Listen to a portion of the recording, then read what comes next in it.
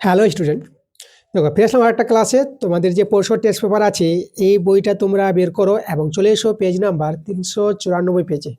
আজকে 394 পেজে দেখো সেট 6, এটা আমরা সেট 6 নাম দিলাম। পার্ট 1 ক্লাস 1 থেকে 4 অবধি এমসিকিউ এবং এসিকিউ অঙ্কগুলো করে দেখাবো। তো আমরা দেরি করবো না, আজকের ক্লাসের অঙ্কগুলো শুরু করে দেবো। তোমরা তাড়াতাড়ি করে ভিডিওতে লাইক করে দাও, ভিডিওটা বন্ধুর কাছে শেয়ার করে দাও। মাধ্যমিক 2026 এই বছর তোমরা পরীক্ষা দিতে চলেছো। তো মাধ্যমিক 2026 অঙ্ক পরীক্ষায় তোমাদের এবছর রেজাল্ট হতে চলেছে, কারণ প্রদীপ স্যার তোমাদের সব অঙ্ক ডিটেলসে বুঝিয়ে দিবে। অঙ্কে তার কোনো ভয় নাই, সব অঙ্ক তোমরা সহজভাবে এবং জলের মতো বুঝতে পারবা। ঠিক আছে? আচ্ছা, ক্লাসটা শুরু করার আগে আমি তোমাদের সঙ্গে একটা কথা বলবো। দেখো, কথাটা হলো যে 384 পেজে যে আমি ক্লাসটা দিয়েছিলাম, এই পেজের যে অঙ্কগুলো শুরু করেছিলাম সেট 3, তো সেট 3 পার্ট 2 ক্লাসে তোমরা দেখবা 387 পেজের আমি একটা অঙ্কের কথা বলবো, যেটা হচ্ছে 14 1 নম্বর অঙ্কটা। এই অঙ্কটা তখন আমি কিন্তু ছেড়ে দিয়েছিলাম। এই অঙ্কটা কিন্তু আমি পরের ক্লাসে মানে সেট 4 পার্ট 1 ক্লাসে তোমরা দেখবা যে প্রথম দিকে অঙ্কটা কিন্তু আমি করে দিয়েছি, যেটা এই যে 14 1 নম্বর অঙ্কটা। এই অঙ্কটা আমি ছেড়ে দিয়েছিলাম তোমাদের, কিন্তু করা হয়ে গেছে। ঠিক আছে? তো এই জন্য বলছি, যারা দেখুন এই অঙ্কটা তোমরা কিন্তু অঙ্কটা দেখে নিবা। সেট 4 দেখবা তোমাদের প্রথম দিকে অঙ্কটা আমি এটা করে দিয়েছি। ওকে, এই ছিল আমাদের কথাটা। তো চলো দেখো, আজকের অঙ্কগুলোতে আমরা চলে আসবো। 1 নম্বর আমরা প্রশ্নটা করাবো। কি বলছে প্রশ্নটা? আচ্ছা, এখানে আমাদের বলছে যে কিছু তথ্য দেওয়া আছে, এই যে রাশিগুলো আছে এই রাশি তথ্যের সংখ্যাগুলো মান বের করতে বলেছে। আচ্ছা, সংখ্যাগুলো মান দেখো, আমরা যদি বের করি তো আমরা দেখব যে কোন সংখ্যাটা বেশিবার থাকে। এই তথ্যের মধ্যে যে সংখ্যাটা বেশিবার থাকবে সেই সংখ্যাটাকে সংখ্যাগুলো মান বলবো। এখানে লক্ষ্য করো যে এখানে আমি যদি দেখি 2, দেখো কটা 2 আছে, এখানে একটা 2, দুটো, তিনটে, মানে 2 আছে 3টে। দেখো এইভাবে আমরা একটু সাজিয়ে নিলে ভালো হবে। তারপরে 3, দেখো 3 কটা আছে, একটা, দুটা, আর এখানে একটা 3 আছে, মানে 3ও কিন্তু 3টে আছে। এবার 4 লক্ষ্য করো, 4 কটা আছে, 4 একটা, দুটো, তিনটে, মানে 4ও কিন্তু 3টে দেখতে পাচ্ছি। তারপরে 7, দেখো এখানে 4-এর পর 7, একটা আছে, দুটো, তিনটা, তো 7 দেখো 1 2 3টে 7 আছে। 7-এর পর এখানে 8 চলে এসো, 8 কটা আছে, 8 দেখো, 8 এখানে আছে, একটা, দুটো, তিনটে, 8ও 3টে আছে আবার। তারপরে আমরা দেখে নেব 9, 9 দেখো কটা আছে, 1 2 3, 9ও আমাদের এখানে 3টে 9 আছে। তাহলে দেখো এখানে সর্বোচ্চ যে পরিসংখ্যা সবগুলো কিন্তু সমান পাওয়া যাচ্ছে। সর্বোচ্চ পরিসংখ্যা যদি সমান হয়, এই রাশি তত্ত্ব যদি সমান পাওয়া যায়, তাহলে এখানে কিন্তু সংখ্যাগুলোর মান কিন্তু আমরা পাবোই না। সংখ্যাগুলোর মান কিন্তু শূন্য হয়ে যাবে। সংখ্যাগুলোর মান কখন আমরা পেতাম? যখন যে কোনো 2 হোক বেশি হোক, বা 2 বা 3 সংখ্যাটা বেশিবার থাকুক, তাই না? আমাদের সংখ্যাগুলোর মান দুটো পেতে পারি, 1-এর বেশিও পাওয়া যায়। কিন্তু এখানে সবগুলো দেখো, যে সংখ্যাগুলো আছে, যে তথ্যগুলো দেওয়া আছে, সর্বোচ্চ পরিসংখ্যা আমরা 3টে করে পেয়ে যাচ্ছি। তার জন্য এখানে কিন্তু সংখ্যাগুরু মান পাওয়া যাবে না এই ক্ষেত্রে। তাহলে তোমরা কিন্তু শূন্য দিয়ে দিবা সংখ্যাগুরু মান। একটা ভালো প্রশ্ন ছিল। আমরা চলে আসবো 1-2 প্রশ্নে। দেখো 1-2 নম্বর প্রশ্নটা আমাদের কি বলছে, এখানে বলছে দুটি লম্ববৃত্তাকার শঙ্কুর আয়তনের অনুপাত দেওয়া আছে, তাদের ভূমিতলের ব্যাসার্ধের দৈর্ঘ্য অনুপাত দেওয়া আছে, তা তাদের উচ্চতা অনুপাত বের করতে বলেছে। তাহলে এখানে যেটা বলেছে কথাটা, শঙ্কু দুটির অনুপাত দেওয়া আছে, তাই তো? তাহলে দেখো তো, প্রথম শঙ্কুর অনুপাত, শঙ্কুর অনুপাতের সূত্র 1/3 পাই r1। প্রথম শঙ্কুর ভূমির ব্যাসার্ধ আমরা r1 নিলাম, r1 স্কোয়ার হবে, আর ইন্টু এইচ হবে, h1 নিয়ে নিলাম। প্রথম শঙ্কুর উচ্চতা, যেটা লম্ব উচ্চতা, h1 নিলাম। ওকে, এটা আমাদের ধরে নিতে হবে। বাই, এবার দ্বিতীয় শঙ্কুর আয়তন 1/3 পাই r2। দেখো দ্বিতীয় শঙ্কুর ভূমির ব্যাসার্ধ r2, তাহলে স্কোয়ার হবে 1/3 পাই r2 স্কোয়ার। আর উচ্চতা, দ্বিতীয় শঙ্কুর উচ্চতা আমরা h2 নিয়ে নিলাম। এই যে দেখো দ্বিতীয় শঙ্কুর আয়তন, তো শঙ্কু দুটির আয়তনের অনুপাত বাই করলাম। এই অনুপাতটা দেওয়া আছে 1/4 দেওয়া আছে। আচ্ছা, তোমাদের এখানে একটা জিনিস দেওয়া আছে আরেকটা, যে শঙ্কু দুটির দেখো ভূমির ব্যাসার্ধের দৈর্ঘ্য অনুপাত দেওয়া আছে, মানে এখানে r1/r2, তাদের ব্যাসার্ধের অনুপাত দেওয়া আছে 4/5। এই মানটা কিন্তু দেওয়া আছে, এই মানটা আমরা অ্যাপ্লাই করব, এবং উচ্চতার যে অনুপাত বের করতে বলেছে সেটা কিন্তু আমাদের বেরিয়ে আসবে এখানে। দেখো আমরা একটু এখানে সরলটা করি। এখানে 1/3 কেটে দাও, পাই পাই কেটে দাও। তাহলে এখানে দেখো আমরা r1² / r2² করলাম, আর গুণিত h1/h2 এটা করে দিলাম আমরা। এখানে 1/4 এবার ভেঙে নিতে পারবো এটাকে তোমরা r1/r2 তার হোল স্কোয়ার, আর এটা h1/h2 রেখে দিলাম 1/4। দেখো আমাদের r1/r2 মানটা বের করা আছে, চলো এখানে পুট করে দাও।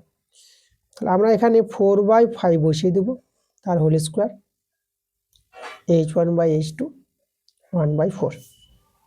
4-এর স্কোয়ার তোমরা 16 পেয়ে যাবে, 5-এর স্কোয়ার 25, h1/h2 সমান 1/4। আচ্ছা আমরা এখানে h1/h2 এর মানটা যদি বের করি, এদিকে তো 1/4 আছে, 16/25 ডান দিকে নিয়ে গেলে এটা উল্টে যাবে, এটা তোমরা 25/16 লিখতে পারবা। তাহলে h1/h2 দেখো উপরে আমাদের এটা 25 আর নিচে দেখো 16 4 এটা 64 পেয়ে যাবা। তাহলে আমরা কিন্তু পেয়ে গেছি উচ্চতা অনুপাত, এই যে h1/h2 সমান কত 25/64। তাহলে দেখো এখানে আমাদের 25/64 দেখো অপশান ডি নম্বর অপশানে মিলেছে, এটা কিন্তু আমাদের অ্যান্সার। এবার আমরা চলে আসবো 3 নম্বর প্রশ্নটাতে। 1-3 প্রশ্নটা দেখো কি বলছে। 1-3 নাম্বার আমাদের এখানে দেখো দেওয়া আছে tan alpha plus cot alpha সমান 2 দেওয়া আছে, আর আমাদের এই যে আছে এই যে রাশিটা এর মানটা বের করতে বলেছে। তো চলো এখান থেকে দেখো সরল করে আমরা কিন্তু tan আলফা আর cot আলফার মানটা কিন্তু বের করতে পারবো। দেখো tan আলফা প্লাস এটা 1/tan আলফা, এখানে আমি ভগ্নাংশে যোগ বিয়োগ করে নিব। tan আলফা আমাদের লসাগু, এদিকে আমি 2 বসিয়ে দেবো, তাহলে এখানে গুণ করে নাও tan স্কোয়ার আলফা প্লাস এটা আমাদের 1 হয়ে যাবে, বর্গগুণ করে নাও tan স্কোয়ার আলফা প্লাস 1 সমান 2 tan আলফা। আচ্ছা তাহলে এখানে বাদিকে নিয়ে এসো tan square alpha minus 2 tan alpha plus 1 = 0। দেখো এটা পূর্ণবর্গ তোমরা তৈরি করতে পারবা। tan আলফাটাকে যে আমরা a বলি, তাহলে a square minus 2a, b হচ্ছে আমাদের 1 প্লাস b স্কোয়ার = 0। তাহলে লক্ষ্য করো তোমরা এটা a এটা b ধরে a square minus 2ab plus b square, তাহলে আমরা এখানে লিখতে পারবো a মাইনাস b তার হোল স্কোয়ার সমান 0। আচ্ছা তাহলে আমরা কি করব, শূন্য আছে তো আমরা বর্গটা উঠাতে পারবো। তাহলে এখানে আমরা tan আলফার মানটা কত পেয়ে গেলাম 1 পেয়ে গেলাম। আচ্ছা এই মানটা আমরা পেয়ে গেলাম, এটা আমরা কাজে লাগাবো। আচ্ছা tan আলফা পেয়ে গেছি, দেখো এখান থেকে cot আলফা পেয়ে যাবো। tan আলফাকে তোমরা 1/cot লিখতে পারবা 1, এখানে যদি বর্গগুণ করো cot আলফা = কত হবে 1 হয়ে যাবে। দেখো এই মানটা আমরা পেয়ে গেলাম। আমাদের দেখো যে রাশিটার মানটা বের করতে বলেছে, আমাদের এখানে মানটা বের করতে বলেছে tan to the power 13 alpha আর cot to the power 13 alpha এর মান বের করতে বলেছে। আচ্ছা tan আলফা তো 1 পেলাম তার পাওয়ারে 13, cot আলফা 1 পেয়েছি পাওয়ারে 13। এখন জানো যে 1-এর পাওয়ার যাই থাক না কেন 1ই হয়, তাই তো এখানে 1। তাহলে এখানে দেখো 1 যোগ করে আমরা কত পেয়ে যাবো 2 পেয়ে যাবো। 2 দেখো 2 নম্বর অপশন যদি তোমরা লক্ষ্য করো সি নম্বর অপশনে তোমরা পেয়ে যাচ্ছ। চল পরের প্রশ্নটা আমরা চলে আসবো। পরের প্রশ্ন দেখো 1-4 নম্বর প্রশ্নটা। 1-4 প্রশ্নটা কি বলছে দেখো, ও কেন্দ্রীয় বৃত্তটি ABC বিন্দুগামী, আর কোণ ABO 35 ডিগ্রি এবং কোণ ACO 45 ডিগ্রি যদি হয়, তাহলে কোণ BOC এর মানটা বের করতে বলেছে। আচ্ছা আমাদের একটি বৃত্ত বলেছে, এখানে এই যে আমাদের একটি বৃত্ত দেখো, এই যে আমাদের একটি ও কেন্দ্রীয় বৃত্ত, আমরা এখানে কেন্দ্রবিন্দু ও নাম দিয়ে দিলাম। এবার যে বৃত্তটি যে বলেছে ABC বিন্দুগামী, তাই তো দেখো আমি এখানে A বিন্দু নিলাম একটা, এখানে আমি একটা B বিন্দু নিলাম, আর এই জায়গায় আমি একটা C বিন্দু নিলাম। এখানে দেখো প্রশ্ন এভাবে বলেছে, প্রশ্ন অনুসারে তোমাদের ছবিটা তৈরি করতে হবে। এবার দেখো এ বি সি বিন্দু আমি বললাম। এবার কোণ এবিও তাহলে আমাদের এ বি, দেখো এ বি আর বিও যোগ করতে হবে, তারপরে আমরা কোণ এবিও পাবো। তাহলে আমরা এ বি যোগ করলাম আর এখানে আমরা বিও যোগ করলাম, তাহলে এই কোণটা কিন্তু বলেছে 35 ডিগ্রি। আর কোণ এসিও তাহলে এখানে আমাদের এসি যোগ করতে হবে, এসি আর এখানে ওসি যোগ করতে, তারপরে আমরা কোণটা পাবো এসিও, এই কোণটা পেয়ে যাব। এই কোণটা বলে দিয়েছে 45 ডিগ্রি। দেখো তা আমাদের কোন কোণটার মান বের করতে বলেছে, কোণ বিওসি, মানে এই কোণটা বিওসি, এই কোণের মানটা আমাদের বের করতে হবে, তাই তো? তা দেখো এই কোণটা আমরা কি করে পাবো? আচ্ছা, এই কোণটা পাওয়ার জন্য আমরা কাজ করি, আমরা একটু অঙ্কন করি। আমরা ও এ যুক্ত করে দিচ্ছি, এটা আমাদের অঙ্কন। ওকে, তাই এবার লক্ষ্য করো এখানে ও এ আর ও বি এরা সমান হবে, একই বৃত্তের ব্যাসার্ধ, তাই তো? ও বি, এই যে ও বি আর ও এ একই বৃত্তের ব্যাসার্ধ বলে সমান। তাহলে এই দুটি বাহু সমান হলে এই যে এ ও বি ত্রিভুজটা আছে, এই দুটি বাহু সমান বলে এই কোণটা আর এই কোণটা সমান হয়ে যাবে, তাই তো? তাহলে এই কোণটা কিন্তু আমাদের হয়ে যাবে 35 ডিগ্রি। দুটি বাহু সমান হলে দুটি কোণও সমান হয়ে যায়, এটা ক্লাস 8 এর উপপাদ্য আছে। একইভাবে দেখো এখানে ও এ বাহু আর ওসি বাহুটা সমান, এটা তো একই বৃত্তের ব্যাসার্ধ, ও এ সমান সমান ওসি, তাহলে একইভাবে আমরা এই কোণটার সঙ্গে এই কোণটা সমান বলতে পারবো। তাহলে এই কোণটা 45 ডিগ্রি, তাহলে এই কোণটা হয়ে যাবে আমাদের 45 ডিগ্রি। এবার আমাদের দেখো আমাদের কোন কোণটা পেয়ে যাবো, এখানে বিএসি কোণটা পাবো। বিএসি, দেখো বিএসি কোণটা এই কোণটা মানে 35 ডিগ্রি যোগ 45 ডিগ্রি, এই দুটো কোণ যোগ করে আমরা পাবো। তাহলে 35 আর 45 যোগ করে আমরা কত ডিগ্রি পাবো, 80 ডিগ্রি পেয়ে যাবো। তাহলে বিএসি কোণটা পেয়ে গেলাম। এবার দেখো বিএসি কোণ পেয়ে গেলি আমরা কিন্তু বিওসি এবার পাবো। এই যে দেখো বিওসি, আচ্ছা এখানে তোমাদের জানতে হবে, এখানে আমি একটা পি নিলাম, বিপিসি চাপ। তো কোনো বৃত্তের একই বৃত্তচাপের উপর অবস্থিত কেন্দ্রস্থ কোণ, এটা বিওসি কোণটা কেন্দ্রস্থ কোণ, কেন্দ্রে যে কোণ থাকে তাকে বলা হয় কেন্দ্রস্থ কোণ। তাহলে একই চাপের উপর অবস্থিত কেন্দ্রস্থ কোণটা বৃত্তস্থ কোণ, এই যে বিএসি কোণ এটা কিন্তু আমাদের বৃত্তস্থ কোণ, বৃত্তের উপর অবস্থিত বৃত্তস্থ কোণ। তাহলে যেটা আমি বলছি, একই বৃত্তচাপের উপর অবস্থিত কেন্দ্রস্থ কোণ বৃত্তস্থ কোণের দ্বিগুণ হয়, মানে কোণ বিওসিটা হয়ে যাবে 2 কোণ বিএসি হবে। এটা আমাদের উপপাদ্য আছে এবং খুব ইম্পর্টেন্ট উপপাদ্য। তো চলো আমাদের এখানে বিএসির মানটা জানা হয়ে গেছে, তাহলে বিওসি পেয়ে যাব। কোণ বিএসির মানটা বের করলাম 80 ডিগ্রি, এটা গুণ করে তোমরা পেয়ে যাবা 160 ডিগ্রি। আমাদের যে বিওসি কোণটা মানটা বের করতে বলেছিল আমরা পেয়ে গেলাম 160 ডিগ্রি। দেখো এই নাম্বার অপশনটা।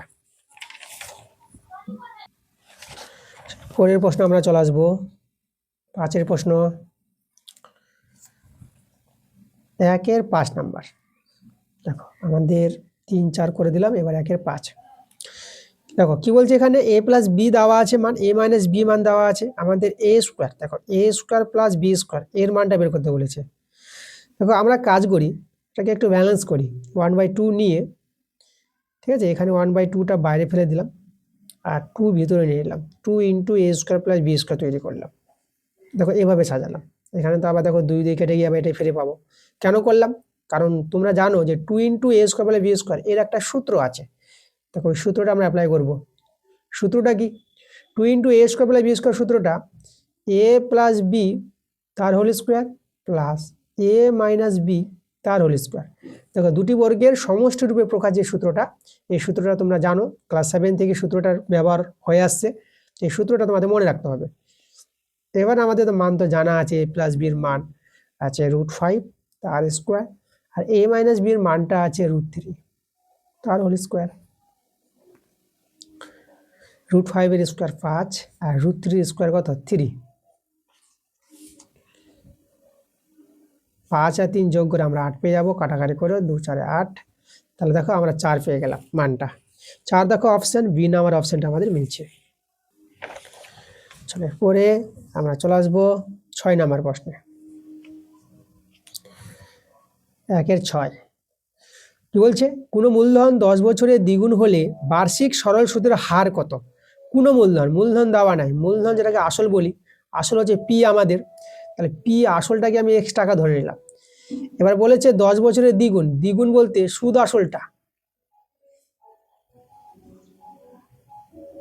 এই সুদ আসলটা দ্বিগুণ হয়ে যাবে, আসলের দ্বিগুণ মানে 2x হয়ে যাবে সুদ আসলটা, ঠিক আছে? মানে কোনো ব্যাংকে x টাকা রাখলা, এবার x টাকাটা 10 বছরের দ্বিগুণ হয়ে যাবে, তোমার সুদ আসলটা ব্যাংকে জমা হয়ে যাবে কত 2x টাকা, এটাই কথা বলেছে এখানে। আচ্ছা, আসল আর সুদ আসল জানা থাকলে আমরা কিন্তু সুদ বের করতে পারবো। সুদ সুদ হচ্ছে দেখো, সুদ আসল থেকে আসলটা বিয়োগ করো, তো এটা বিয়োগ করে তোমরা x টাকা পেয়ে যাবা, সুদ হচ্ছে x টাকা।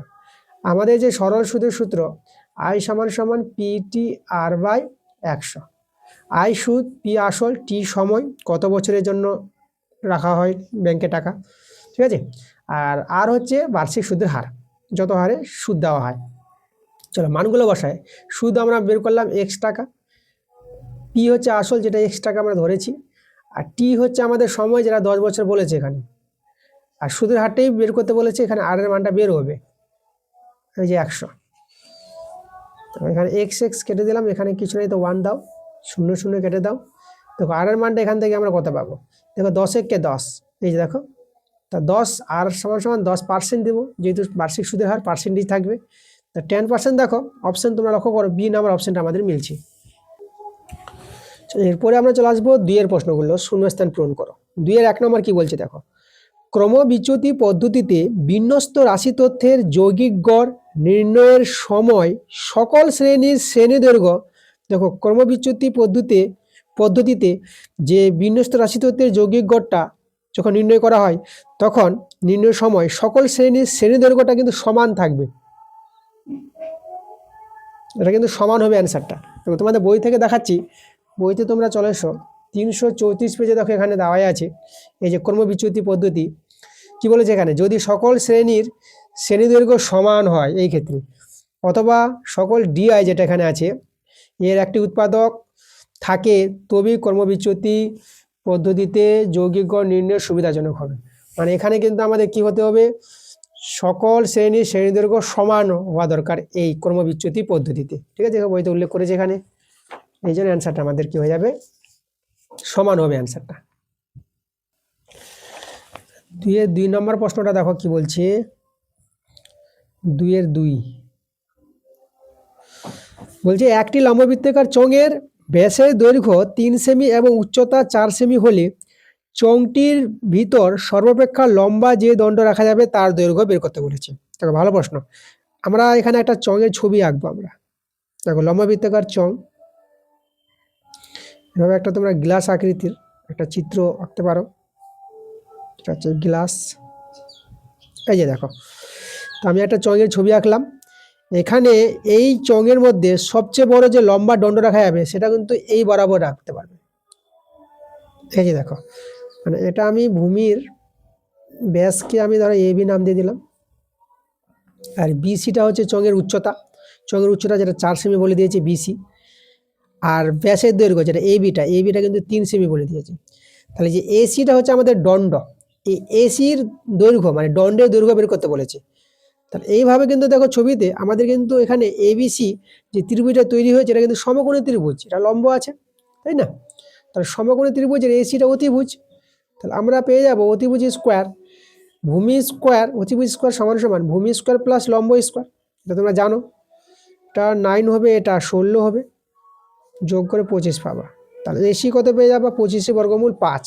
তো দেখো এসি 5 মানে সেই যে দণ্ডটি রাখা হয়েছিল চোঙের ভিতরে সবচেয়ে বড় দণ্ডের দৈর্ঘ্যটা হয়ে যাবে আমাদের কিন্তু 5 সেমি হয়ে যাবে।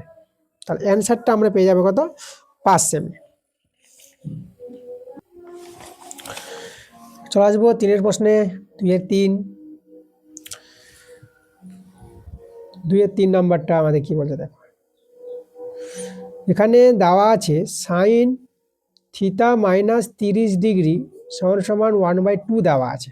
তাহলে কস থিটার মানটা বের করতে বলেছে, আমরা এখান থেকে থিটার মানটা বের করতে পারবো কিভাবে, দেখো 1/2 আমরা সাইন দিয়ে বলবো কত ডিগ্রি, তো তোমরা জানো সাইন 30 ডিগ্রির মানটা 1/2 হয়, তাহলে 1/2 এর জায়গায় সাইন 30 ডিগ্রি। এখন উভয় দিকে সাইন ভ্যানিশ যদি করে দাও, সাইন ভ্যানিশ, তাহলে এইদিকে থিটা মাইনাস 30 ডিগ্রি আর এখানে রয়ে যাবে আমাদের 30 ডিগ্রি। তা থিটার মানটা কত পাবা, মাইনাস 30 ডিগ্রি দিকে যোগ হয়ে তোমরা পেয়ে যাবে কত, 60 ডিগ্রি পেয়ে যাবে। থিটার মান পেয়ে গেলাম 60 ডিগ্রি। এবার আমাদের যে মানটা বের করতে বলেছে দেখো, কার মানটা বের করতে বলেছে, কস থিটার মানটা, তাহলে কস থিটার জায়গায় আমরা 60 ডিগ্রি বসিয়ে দেবো, আর cos 60 ডিগ্রির মান 1/2। তো এখানে কিন্তু জানতে হবে যে sin 3 ডিগ্রির মানটাই কিন্তু cos 60 ডিগ্রির মান হয়, মানটা কিন্তু ঘুরে আসে, ঠিক আছে। তা দেখো cos 60 ডিগ্রির মানটা 1/2 আমাদের অ্যান্সার হয়ে গেছে। তোমরা এখানে শূন্যস্থানে 1/2 বসিয়ে দিবা।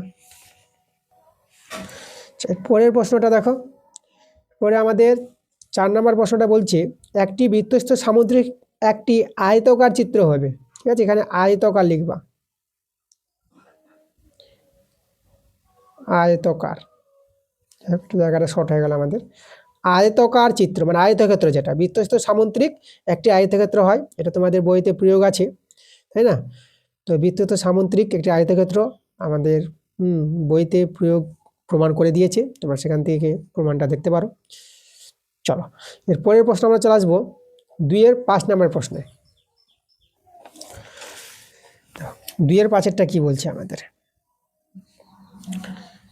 আমাদের এখানে 2-এর 5 নম্বরটা দেওয়া আছে 2a = 3b = 4c দেওয়া আছে। তাহলে a * b * c বের করতে বলেছে। দেখো আমরা কি করব, এখানে আমরা এই যে দেখো এই যে 2a আছে না, আমরা এটাকে a/1/2 এভাবে সাজাতে পারবো। a এর নিচে 1/2 করলাম, এটাকে সরল করলে তো আবার 2টা উপরে চলে যাবে, তাই 2a ফিরে আসবে। তাকে এইভাবে তৈরি করে নিচ্ছি। এখানে b/1/3 করে নাও, আর এখানে এটা 1/4 করে নাও। তা আমাদের যে বের করতে বলেছে a * b * c, তাহলে এখানে আমি দেখো a এর জায়গায় 1/2 বসাতে পারবো, b এর জায়গায় 1/3 বসাতে পারবো, আর c এর জায়গা দেখো c এর নিচে যেটা আছে সেটা c এর জায়গায় বসিয়ে দেবো 1/4। এভাবে কিন্তু বসিয়ে দিতে পারবো। তোমরা এটাকে কে ধরে, ঠিক আছে, তোমরা যদি কে ধরে নাও সবাইকে, তাহলে a b c এর মান বের করে এখানে বসিয়ে দেবা, দেখবো উপরে কে পাবা, কে ভ্যানিশ হয়ে যাবে, তখন এটাই আসবে কিন্তু। তো সহজভাবে এরভাবেও করা যায়, এটা একটা নিয়ম আছে। এখানে হরটির লসাগু করে গুণ করে দাও। হরটির লসাগু তোমরা দেখো 12 পাবা, 2 3 4 লসাগু 12, তাহলে 1/2 গুণিত এটা 12 = 1/3 গুণিত 12 = 1/4 গুণিত 12। তাহলে এখানে দেখো এটা 6, এটা হচ্ছে আমাদের 3 4 12, আর এটা এই যে আমাদের 4 3 12। তাহলে আমাদের এই যে 6 = 4 = এই যে আমাদের 3, আইয়ে দেখো তাহলে আমাদের কিন্তু অ্যান্সার হয়ে গেছে a * b * c এর মানটা 6 = 4 = 3। এখানে শূন্যস্থানে যদি আমি বসিয়ে দিই, এখানে বসাচ্ছি 6 = 4 = 3। ওকে, পরে আমরা চলে আসবো 2-এর 6 নম্বর প্রশ্নে। তো কি বলছে, অন্য কোনো শর্ত ছাড়া অংশীদারি ব্যবসায় অংশীদারিগণ সমান সময়ের জন্য মূলধন নিয়োজিত করলে তাকে, দেখো সমান সময়ের জন্য যদি মূলধন নিয়োজিত করে সেরকম অংশীদারি কারবারকে বলা হয় সরল অংশীদারি কারবার। এটা কিন্তু আমাদের সরল হবে। তোমাদের অ্যান্সারে মিশ্র করেছে, মিশ্র কিন্তু হবে না, এখানে অ্যান্সারটা সরল অংশীদারি কারবার হবে। দেখো তোমাদের বইতে আছে, তোমরা যদি কোষে দেখি চলে যাও, ঠিক আছে, পেজ নাম্বার 205 পাতায় আমি যেটা বলছি, এখানে দেখো আমাদের যে বিয়ের দাগে যে প্রশ্নগুলো আছে, বিয়ের দাগে না সি এর দাগে, দেখো সি এর 2 নাম্বারটা, অন্য কোনো শর্ত ছাড়া অংশীদারি ব্যবসায় অংশীদারিগণ সমান সময়ের জন্য মূলধন নিয়োজিত করলে তাকে কি বলবো, তাকে এখানে হবে সরল। আচ্ছা আমাদের সরল, এটা সরল হবে। আর পরেরটা দেখো, অন্য কোনো শর্ত ছাড়া অংশীদারি ব্যবসায় অংশীদারিগণ ভিন্ন ভিন্ন সময়ের জন্য মূলধন নিয়োজিত করলে, ভিন্ন ভিন্ন সময়ের জন্য মূলধন নিয়োজিত করলে সেরকম অংশীদারি কারবারকে মিশ্র বলা হয়। এই জায়গায় কিন্তু আমাদের মিশ্র হবে, ঠিক আছে। তোমরা অ্যান্সার দেখে নিতে পারো, অ্যান্সার কিন্তু এই দেওয়া আছে। তার আগে তোমার এখানে আমি দেখিয়ে দিচ্ছি, দেখো যেখানেও আমাদের বলে দিয়েছে যে দেখো যে সরল অংশীদারি কারবার, অংশীদারিগণের নিজ মূলধন যদি সমান সময় ধরে ব্যবসায় নিয়োজিত করে তাকে সরল অংশীদারি কারবার বলে। আর মিশ্র অংশীদারি কারবার দেখো এই যে ভিন্ন ভিন্ন সময় ধরে, বুঝতে পারছো, এটা অ্যান্সারটা আমাদের সরল অংশীদারি কারবার আসবে। এরপরে আমরা চলে আসবো দেখো 3-এর প্রশ্নগুলো, 3-এর সত্য মিথ্যা প্রশ্নগুলো এবার করাবো। কি বলছে আমাদের 3-এর 1 নম্বরটা, ক্রমযৌগিক পরিসংখ্যা লেখচিত্র বক্ররেখাকে অজাইব বলে। হ্যাঁ এটা কিন্তু ঠিক, এটা কিন্তু আমাদের সত্য হবে। ক্রমযৌগিক পরিসংখ্যা লেখচিত্র বক্ররেখাকে অজাইব বলে, দেখো বইতে দেখাবো, তোমরা বইতে 356-57 পেজে চলে এসে দেখো এই যে আমাদের অজাইব বক্ররেখা, দেখো এগুলো হচ্ছে ক্ষুদ্রতর ক্রমযৌগিক পরিসংখ্যা, এখানেও আছে আমাদের 356 পেজে। এই যে এগুলো আমাদের বক্ররেখাগুলো, কিন্তু এগুলো সব অজাইব তৈরি হয়েছে, তাই তো? এগুলো হচ্ছে আমাদের দেখো এই যে ক্ষুদ্রতর সূচক কর্মযোগী পরিসংখ্যা, এটা আমাদের সত্য কথাই বলেছে। চলো এরপরের প্রশ্নে চলে আসবো আমরা 3-এর 2 নম্বর প্রশ্নটা। কি বলছে প্রশ্নটা? 3-এর 2 দেখো আমাদের এখানে 3-এর 2 নম্বর প্রশ্নটা বলছে বর্ষার সময় 2 হেক্টর জমিতে বৃষ্টিপাত হয়েছে।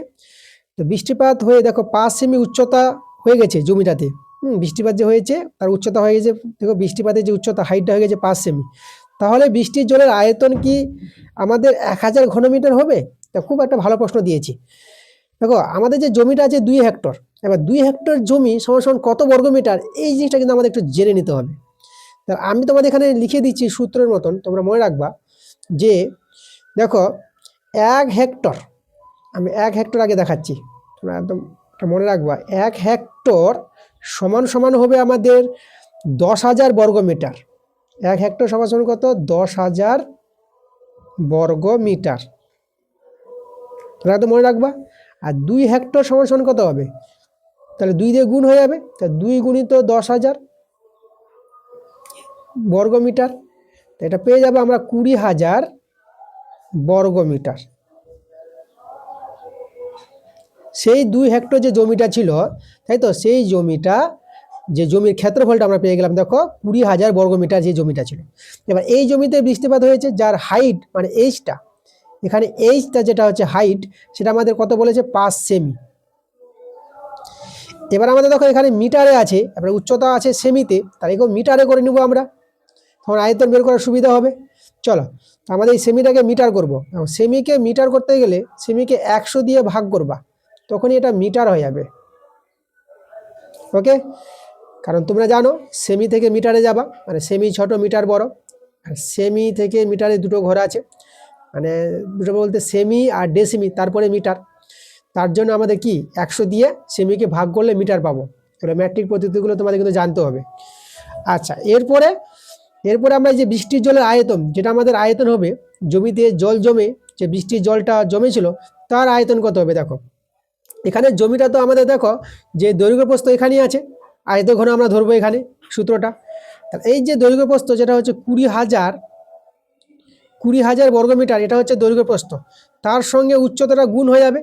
উচ্চতা আমাদের এই যে 5/100 মিটার ছিল উচ্চতা, তাহলে এটাই কিন্তু আমাদের জমির আয়তন, মানে আয়ত ঘনকের আয়তন বলতে পারবো।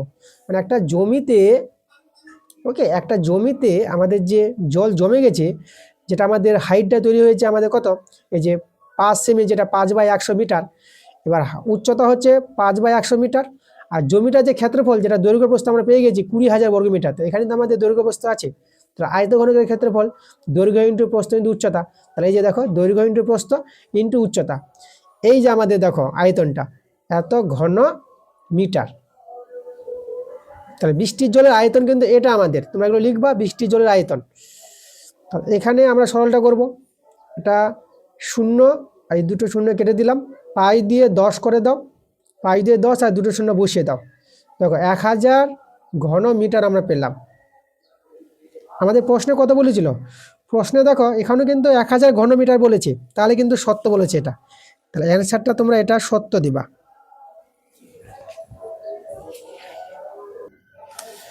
পরের প্রশ্ন আমরা চলে আসবো 3-এর 3 নম্বর প্রশ্ন। 3-এর 3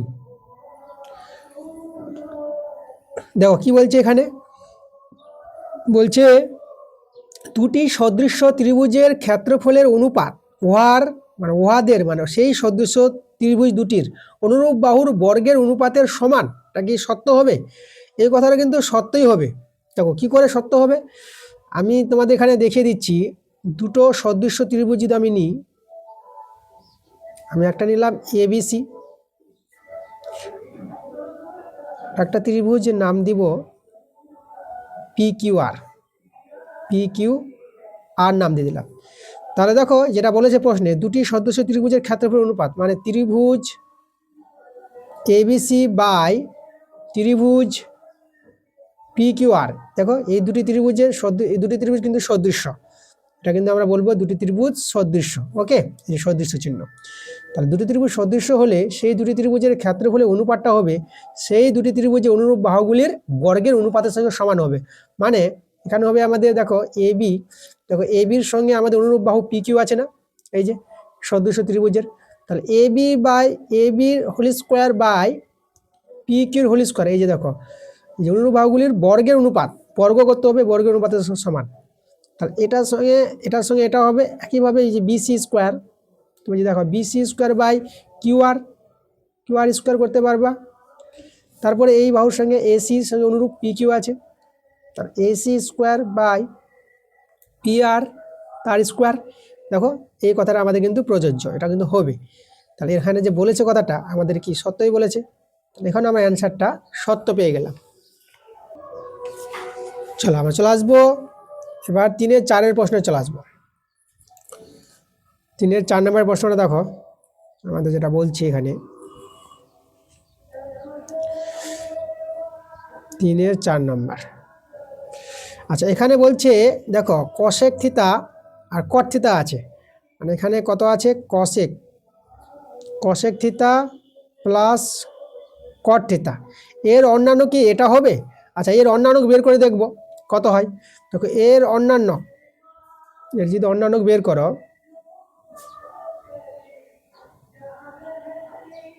এর অন্যান্য কি হয়, অন্যান্য কাকে বলে?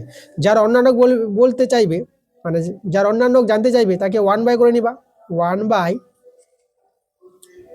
By cosec theta plus cot theta হয়ে যাবে না? ওকে, যেরকম তোমাকে বললো যে 2-এর অন্যান্য কত হবে 1/2, তোমাকে বলা হলো আলফার অন্যান্য 1 বাই আলফা, তাই না, তাকে উল্টে লিখবা। এইভাবে এর অন্যান্য পেয়ে যাবো 1 বাই করে এটা কসেক থিতা প্লাস কট থিতা। এবার এটাকে সরল করে দেখবো এটা আসছে কি আসছে না। আমরা কি করব এখন, আমরা এই যে দেখো এই যে হরটা কত আছে, হরটা আছে কসেক থিতা প্লাস কট থিতা আছে, আমরা এর বিপরীত সাইন দিয়ে গুণ করছি উপর নিচে, কসেক থিতা মাইনাস কট থিতা দিয়ে গুণ করবো। তাহলে আমরা এখানে করলাম, নিচে তো উপরে করবো, উপরে লিখবো কসেক থিতা মাইনাস কট থিতা। দেখো আচ্ছা উপরে আমাদের কসেক থিতা মাইনাস কট থিতা বসিয়ে দিলাম, আর নিচে এটাকে এ এটা বি ধরে এ প্লাস বি ইন্টু এ মাইনাস বি, এটা এ স্কোয়ার মানে বি স্কোয়ার সূত্র, এটা এ এটা বি। তাহলে এখানে তোমরা লিখতে পারবা cosec square theta minus cot square theta. দেখো এটা আমাদের এ স্কোয়ার মানে বি স্কোয়ার সূত্র তৈরি হয়ে গেল। আচ্ছা এবার তোমাদের জানতে হবে, দেখো cosec square theta minus cot square theta এটা কিন্তু 1 হয়, এটা যদি 1 হয়ে যায় তাহলে আমাদের শুধু লবটা রয়ে গেল। তাহলে লবটা আমাদের আছে কসেক থিতা মাইনাস কট থিতা। তো দেখো এই যে আমাদের যার অন্যান্য বের করতে বলেছিল এর অন্যান্য আমরা এটা পেয়ে গেলাম, এটা কি আমাদের আছে প্রশ্নে? হ্যাঁ আছে। দেখো তাহলে এটাও কিন্তু আমাদের সত্য চলে আসলো, 4 নম্বরটা আমরা সত্য পেয়ে গেলাম। এরপরে দেখো এরপরের প্রশ্ন আমরা চলে আসবো 3-5 নম্বর প্রশ্নে। 3-5 এখানে আমাদের দুটি ভেদ আছে, এক্স ভেরিয়েস জেড আছে আর ওয়াই ভেরিয়েস জেড আছে। এই দুটি ভেদ থেকে এই ভেদটা আমরা দেখাতে বলেছি, এটা যদি হয় তো সত্য, না হলে মিথ্যা। আচ্ছা আমরা প্রথমে ভেদ তুলে দিব, ভেদ তুলে দিলে সমান সমান একটি ধ্রুবক k1 জেড এটা আসবে, আর এখান থেকে ভেদ তুলে দিলে ওয়াই সমান সমান k2 জেড আসবে। পাশে তোমরা উল্লেখ করবা যে k1, k2 হলো অশূন্য ভেদ ধ্রুবক, এই কথাটা কিন্তু বলবা। এবার দেখো আমরা কি করবো, দেখো এটাকে প্রমাণটাকে দেখেই বুঝতে পারছো কি করতে হবে, এই দুটোকে গুণ করতে হবে। গুণ করলে এক্স আর ওয়াই গুণ করে এক্স ওয়াই সমান সমান k1 k2 আর জেড জেড গুণ করে জেড স্কোয়ার পেয়ে যাবা, যে জেড স্কোয়ার, এটা আমাদের জেড আছে, ঠিক আছে জেড। তাহলে এক্স ওয়াই k1 k2কে আমরা ছোটো হাতের এন ধরে নিলাম, একটা বড় ধ্রুবককে যে কোনো ছোটো ধ্রুবক নিয়ে নিতে পারবা, আর এখানে আছে আমাদের জেড স্কোয়ার। এবার এক্স ওয়াই সমান সমান ধ্রুবকটা তুলে দিয়ে যে ভেদ নিয়ে আসি, তাহলে এক্স ওয়াই ভেরিয়েস জেড স্কোয়ার। দেখো কিন্তু আমাদের চলে আসলো যেটা এখানে প্রশ্নে বলেছিল আমাদের। তাহলে এই যে প্রশ্নে বলেছে এটা কিন্তু এটা সত্য বলেছে, আমরা কিন্তু 3-5 নম্বরটাও সত্যই পেয়ে গেলাম। এখানে দেখো আমাদের 3-5 প্রশ্নটাতে চলে আসবো, 3-5 নম্বর। একটা দ্বিঘাত সমীকরণ দেওয়া আছে, এই সমীকরণের বীজদ্বয় বাস্তব ও অসমান বলেছে। আচ্ছা, তো কোনো একটি দ্বিঘাত সমীকরণের বীজদ্বয় বাস্তব অসমান কখন আমরা চেক করতে পারবো? তার নিরূপকটাকে দেখে আমরা বলতে পারবো যে বীজদ্বয়ের প্রকৃতি কী হবে, বাস্তব অসমান হবে না অন্য কিছু হবে। চলো আমরা এই দ্বিঘাত সমীকরণের নিরূপকটা বের করব। নিরূপক কী জিনিস? দেখো, নিরূপককে বলা হয় বি স্কোয়ার মাইনাস 4ac। এই হচ্ছে কোনো একটি দ্বিঘাত সমীকরণের নিরূপক। বি হচ্ছে এক্স এর সহগ, এ এস স্কোয়ার সহগ, আর সিটা হচ্ছে ধ্রুবক সংখ্যাটা। তাহলে এখানে আমরা মান বসিয়ে দিই। তাহলে বি এখানে কিন্তু দেখো -7 আছে এক্স এর সহগ, তাহলে বি এর জায়গায় -7 তার হোল স্কোয়ার 4 ইন্টু এ হচ্ছে এস স্কোয়ার সহগ 2 আছে, আর সিটা ধ্রুবক সংখ্যা যেটা 9 আছে। এবার সরল করে দেখবো এই মানটা কত বের হয়। এই মানটাকে দেখেই বলতে পারবো যে বীজগুলি কীরকম হতে পারে। চলো সরলটা করি। -7 স্কোয়ার, এটা তোমরা পেয়ে যাবে 49, মাইনাস স্কোয়ার প্লাস হয়ে যায়, এটা -4 2 8 8 9 72। দেখো এটা আমাদের -72 বড়, মানে এটা ঋণাত্মক মান পাওয়া যাচ্ছে। এটা যদি সরল করো এটা একটা ঋণাত্মক মান পাবা, এটা হচ্ছে আমাদের শূন্যের চেয়ে ছোট। তাহলে নিরূপকটা কিন্তু আমরা -0 পেয়ে গেলাম এই ক্ষেত্রে, দেখো, তাই না? তা যদি নিরূপক যদি শূন্যের চেয়ে ছোট হয়, তাহলে সেই দ্বিঘাত সমীকরণের বাস্তব বীজ কিন্তু আমরা পাবোই না। এটা কিন্তু মনে রাখবা তোমরা, নিরূপক শূন্যের চেয়ে ছোট হলে দ্বিঘাত সমীকরণের বাস্তব বীজ পাওয়া যায় না। তাহলে এখানে যে বাস্তব বীজ বলেছে বাস্তব অসমান বীজদ্বয়, কখনই এটা হওয়া সম্ভব নয়। তাহলে এটা কিন্তু আমাদের সত্য হবে না, এটাকে তোমরা মিথ্যা লিখবা।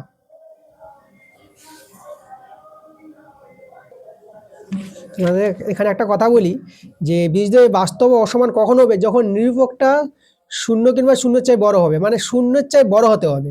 এই মানটা ধনাত্মক মান, মানে 8 9 10 যে কোনো একটা ধনাত্মক সংখ্যা যদি হতো, তখনই বলতে পারতাম যে হ্যাঁ বীজদ্বয় বাস্তব অসমান, মানে সত্য আসতো। মানে ঋণাত্মক মান চলে আসছে 0-এর চেয়ে ছোট, তার জন্য আমাদের এটা সত্য হবে না, মিথ্যা হবে। তো এখানে দেখো আমরা চলে আসবো 4-এর প্রশ্নগুলো। 4-এর 1 নম্বর প্রশ্ন। তো দেখো এখানে 4-এর 1-এর প্রশ্নটা কি বলছি। 4-এর 1 নম্বর এখানে বলছে, আমার বন্ধুরা নভেম্বর মাসে 20 দিন 25 দিন 10 দিন 18 দিন 21 দিন 18 দিন 16 দিন 22 দিন এরকম দিনে দেখো উপস্থিত থাকলে, মানে স্কুলে তাদের বন্ধুদের কথা বলা হয়েছে, স্কুলে এই বন্ধুগুলো এতদিন করে উপস্থিত ছিল। বন্ধুদের উপস্থিতি দিন সংখ্যার মধ্যমা, মানে এই সংখ্যাগুলি দিন সংখ্যাগুলির মধ্যমা বের করতে বলেছে, সহজ কথা বলতে গেলে। তাহলে মধ্যমা বের করব। মধ্যমা বের করতে গেলে আমাদের যে আছে দিনগুলো, তাদের ছোট থেকে বড় আকারে সাজিয়ে নাও। তাহলে সবচেয়ে ছোট দেখো এখানে 10 দিন। 10 দিন আমি দিন দিচ্ছি না, 10ই লিখে দিলাম 10। তারপরে ছোট দেখো কে আছে, 10-এর পর তোমরা কিন্তু 16 পাবা, 16 দাগ মেরে দিলাম। 16-এর পর ছোট দেখো 18 পাবা, 18 দিন। 18-এর পর ছোট কে আছে, এখানে 18 কিন্তু আরেকটা 18 আমি দেখতে পাচ্ছি, এই যে দুটো 18 আছে, 18 দিয়ে দিলাম। এবার 20 দেখো, 20টা কিন্তু তারপরে ছোট আছে। তারপরে এখানে 21, 21-এর পর দেখো 22, 22টা কোথায় আছে, 22টা এই যে আছে। আচ্ছা, এরপরে 22-এর পর কে আছে, 25, দেখো আমরা দিয়ে দিলাম এখানে 25। তাহলে হয়ে গেছে আমাদের। দেখো এই যে সংখ্যাগুলোকে ছোট থেকে বড় আকারে সাজিয়ে নিয়েছি। এবার কিন্তু মধ্যমা আমরা সহজে বের করতে পারবো। কটা সংখ্যা আছে গুনে নাও, 1 2 3 4 5 6 7 8। তোমরা এখানে একটু গুনে নেবা, 1 2 3 4 5 6 7 8, মানে ঠিকঠাক হয়েছে কি হয়নি, কোনো কিছু ছাড়া যায়নি তো, চেক করে নিতে হবে। এবার আমাদের 8টা সংখ্যা আছে, জোড় সংখ্যা আছে, মানে এদিকে 3 জন বাদ মারে দাও, আর এদিকে 3 জনকে বাদ দিয়ে দাও। 3 জন বাদ দিলে পরে মধ্যে কিন্তু আমাদের 2 জন রয়ে গেল। তাহলে মধ্যমা পাওয়ার নিয়ম, এই 2 জনকে যোগ করবা আর 2 দিয়ে ভাগ করবা, মানে এদের গড় মানটা হবে মধ্যমা। তাহলে এদিকে যোগ করে দেখো, এটা 38 হবে উপরে আর নিচে 2। আচ্ছা, এটা কাটাকাটি করলে এটা দেখবা কত পাবা, 19 পাবা। আমাদের দেখো যে মধ্যমা মানটা 19 দিন, এটা দিনে আসবে, দিন সংখ্যা ছিল, তা 19 দিন কিন্তু আমাদের অ্যান্সার। ওকে, দেখো এবার আমরা চলে আসবো 4-এর 2 নম্বর প্রশ্নটাতে। 4-এর 2টা কি বলছে প্রশ্নটা, 6 সেমি ব্যাসের একটি নিরেট রৌপ্য গোলককে গলিয়ে 6 সেমি ব্যাসার্ধের একটি বৃত্তাকার রৌপ্য পাত তৈরি করা হলো, পাতটি কত পুরু হবে তা নির্ণয় করা। আচ্ছা, আমাদের কিন্তু এখানে একটি গোলক আছে, যেটা হচ্ছে ফুটবল আকৃতি, ঠিক আছে, যার গোলকের ব্যাস বলে দিয়েছে 6 সেমি। তাহলে ব্যাস যদি 6 সেমি হয়, তাহলে ব্যাসার্ধ কত হবে, যে ও এ যেটা ব্যাসার্ধ আমরা নিব সেটা হবে কিন্তু আমাদের 3 সেমি, এটা হচ্ছে গোলক, ঠিক আছে, এটা হচ্ছে আমাদের কি গোলক। এটা হচ্ছে রৌপ্য গোলক একটা আমাদের।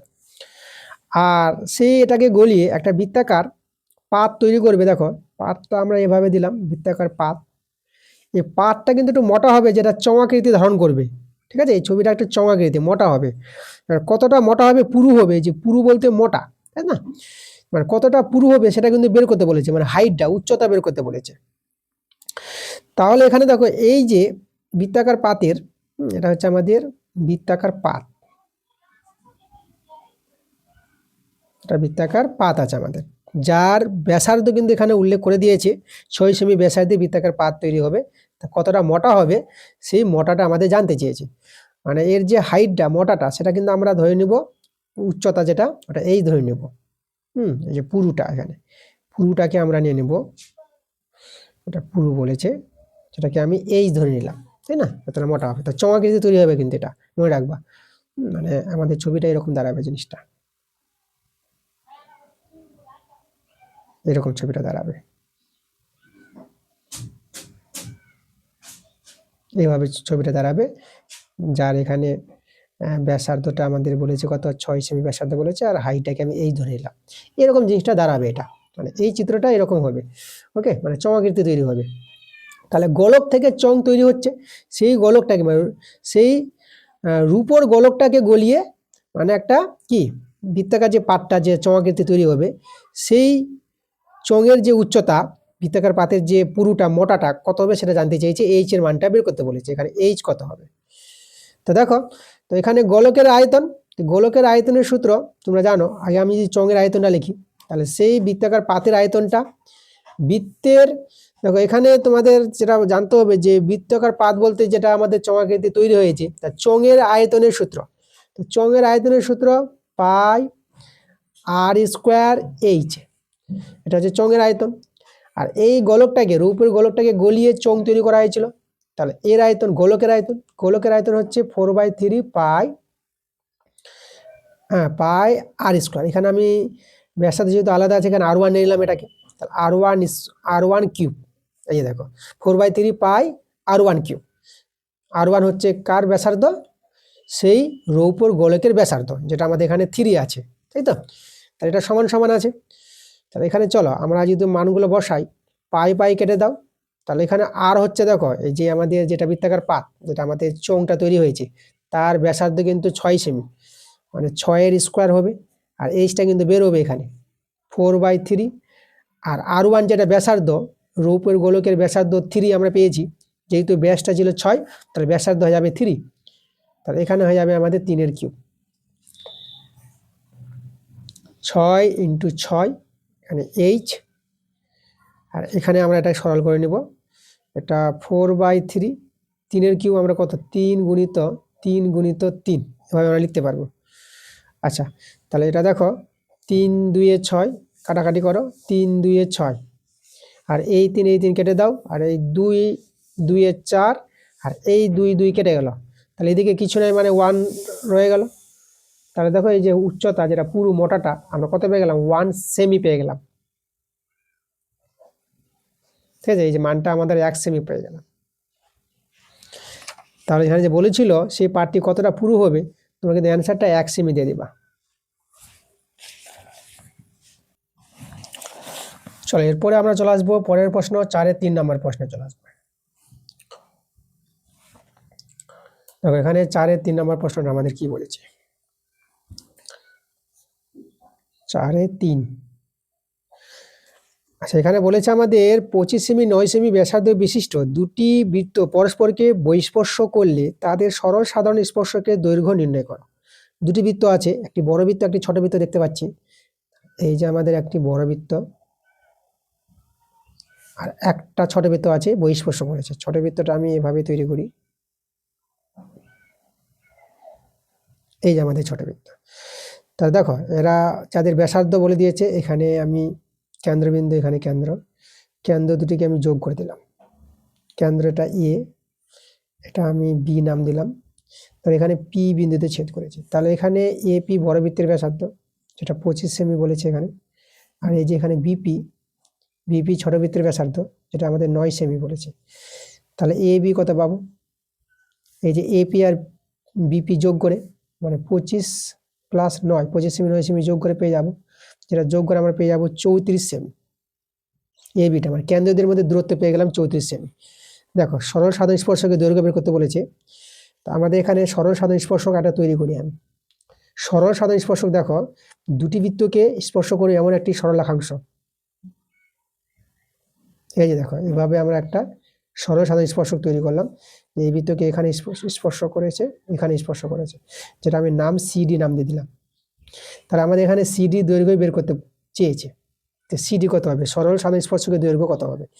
আচ্ছা দেখো আমরা সিডি দৈর্ঘ্য কি করে আমরা বের করব। আমরা এখানে অঙ্কন করি, আমরা এসি যোগ করলাম আর এখানে আমি বিডি যোগ করলাম। তাহলে দেখো এই যে স্পর্শক এটা আছে, এই যে সিডি যদি স্পর্শক বলে এই বৃত্তের, তাহলে স্পর্শ বিন্দুগামী, দেখো স্পর্শ বিন্দু দিয়ে এই যে আমাদের স্পর্শ বিন্দুর উপর কেন্দ্রগামী ব্যাসার্ধ পরস্পর কি হয়, লম্ব হয়, মানে এই কোণটা কিন্তু আমাদের 90 ডিগ্রি হবে, এটা আমাদের জানতে হবে। এখানে একইভাবে এখানে 90 ডিগ্রি কোণটা তৈরি হয়েছে। আমি এবি এর সমান্তরাল সরলরেখা, এবি এর সমান্তরাল সরলরেখা ডি বিন্দু দিয়ে আমি একটা দেখো এভাবে অঙ্কন করলাম, যেটা আমরা এখানে এই যে ডিপি নাম দিলাম, মানে এবি সমান্তরাল ডিপি। এখানে আমি বলবো যে এবি এর সঙ্গে সমান্তরাল আছে কে, পিডি আছে, পিডি বলে দিই, সমান্তরাল। আচ্ছা এখানে দেখো এটা সমান্তরাল সরলরেখা, এটা এভাবে কিন্তু লম্ব হয়েছে দুজনই, তাই এইভাবে লম্ব হলে পরে আমাদের এখানে কি হবে, দেখো এখানে এখানে কিন্তু আমাদের এই যে পি এ সমান্তরাল ডিবি পাবো, এটাও পি এ সমান্তরাল ডিবি। পি এ সমান্তরাল ডিবি কেন, যাই হোক এটা আমাদের ছবিটা করার জন্য মনে হচ্ছে যে সমান্তরাল নাই, সমান্তরাল আছে কিন্তু এরা। সমান্তরাল কেন, দেখো এই যে এ বিন্দু থেকে এরপর লম্ব, আর এখানে বি বিন্দু থেকে এরপর লম্ব, মানে একই বিন্দু একই সরলরেখাংশের উপর লম্ব আছে, তাহলে আমাদের এখানে এই যে এসি বিডি সমান্তরাল হবে, তাহলে এপি বিডিও সমান্তরাল হবে, তাই তো, তার জন্য কিন্তু সমান্তরাল পেয়ে গেলাম। এখন একটি চতুর্ভুজের বিপরীত বাহুগুলো যদি সমান্তরাল পেয়ে যায়, এর সঙ্গে এ সমান্তরাল, এর সঙ্গে এ সমান্তরাল, তাহলে সেই চতুর্ভুজটা কি হয়ে যাবে, একটি আয়তক্ষেত্র হয়ে যাবে। তাহলে আয়তক্ষেত্র যদি হয়ে যায়, তাহলে এবির সঙ্গে আমাদের পিডি সমান হয়ে যাবে, আর এই যে পি এর সঙ্গে এই যে পি এ সমান সমান হয়ে যাবে আমাদের বিডি হয়ে যাবে, বিডি, তাই তো। তাহলে এবি কিন্তু আমরা বের করেছি 34 সেমি, তাহলে আমাদের পিডি কত হয়ে যাবে, পিডি 34 সেমি। আচ্ছা এবার আমরা দেখো আমরা বের করব পিসি, বের করব পিসিটা আমাদের প্রয়োজন পড়বে। পিসি কত হবে, দেখো পিসিটা হবে, আমি যদি এসি থেকে এপি বাদ দিই, এসি থেকে এপি বাদ দিয়ে দিলাম, এসি হচ্ছে দেখো এসিটা হচ্ছে আমাদের বড় বৃত্তের কিন্তু ব্যাসার্ধ, এই যে এপি আর এসি সমান, বড় বৃত্তের ব্যাসার্ধ 25 সেমি, আর এপি এই যে এপি আর বিডি সমান, বিডি হচ্ছে ছোট বৃত্তের ব্যাসার্ধ যেটা 9 সেমি, তাহলে এখানে এপির জায়গায় 9 সেমি বসাতে পারবো, এপি আর বিডি সমান, তাহলে পিসির মান পেয়ে যাবো, দেখো এটা হয়ে যাবে আমাদের কত, 16 সেমি হয়ে যাবে পিসিটা। তাহলে এখানে লক্ষ্য করো এই যে আমাদের পিসিডি এটা সমকোণী ত্রিভুজ, এই কোণটা 90 ডিগ্রি, যেটা অতিভুজটা হচ্ছে আমাদের পিডি। তাহলে সমকোণী ত্রিভুজের ধর্ম থেকে আমরা পাবো, দেখো সমকোণী ত্রিভুজের ধর্ম থেকে কি পাবো, যে অতিভুজ স্কোয়ার মানে পিডি স্কোয়ার, পিডি স্কোয়ার সমান সমান ভূমি স্কোয়ার, যে সিডিটাকে ভূমি বলে দিলাম, ভূমি স্কোয়ার প্লাস লম্ব স্কোয়ার, এটা পিসি স্কোয়ার। এখান থেকে সিডি, দেখো সিডি স্কোয়ার মানটা পেয়ে যাব, তাহলে সিডি স্কোয়ার কত হবে, সিডি স্কোয়ার হয়ে যাবে আমাদের, এই যে দেখো সিডি স্কোয়ার হয়ে যাবে আমাদের পিডি স্কোয়ার মাইনাস এটা বাদ এদিকে চলে আসবে, এটা বিয়োগ হয়ে যাবে পিসি স্কোয়ার। তাহলে এখানে সিডি কত পেয়ে যাব, এই যে root over PD square minus PC square. দেখো এখানে মানগুলো পুট করে দেবো, সিডির মানটা পেয়ে যাব, এই যে আমাদের সরল সাধারণ স্পর্শকের দৈর্ঘ্য যেটা জানতে চেয়েছিল, সিডি দৈর্ঘ্যটা চলে আসবে এখানে। পিডি দেখো যেটা আমরা বের করেছি কত, পিডি আমরা বের করেছি 34 সেমি, 34 স্কোয়ার, আর পিসি আমরা দেখো পেয়েছি কত 16, তাহলে 16 স্কোয়ার, এটা সরল করে আমাদের অ্যান্সার চলে আসবে।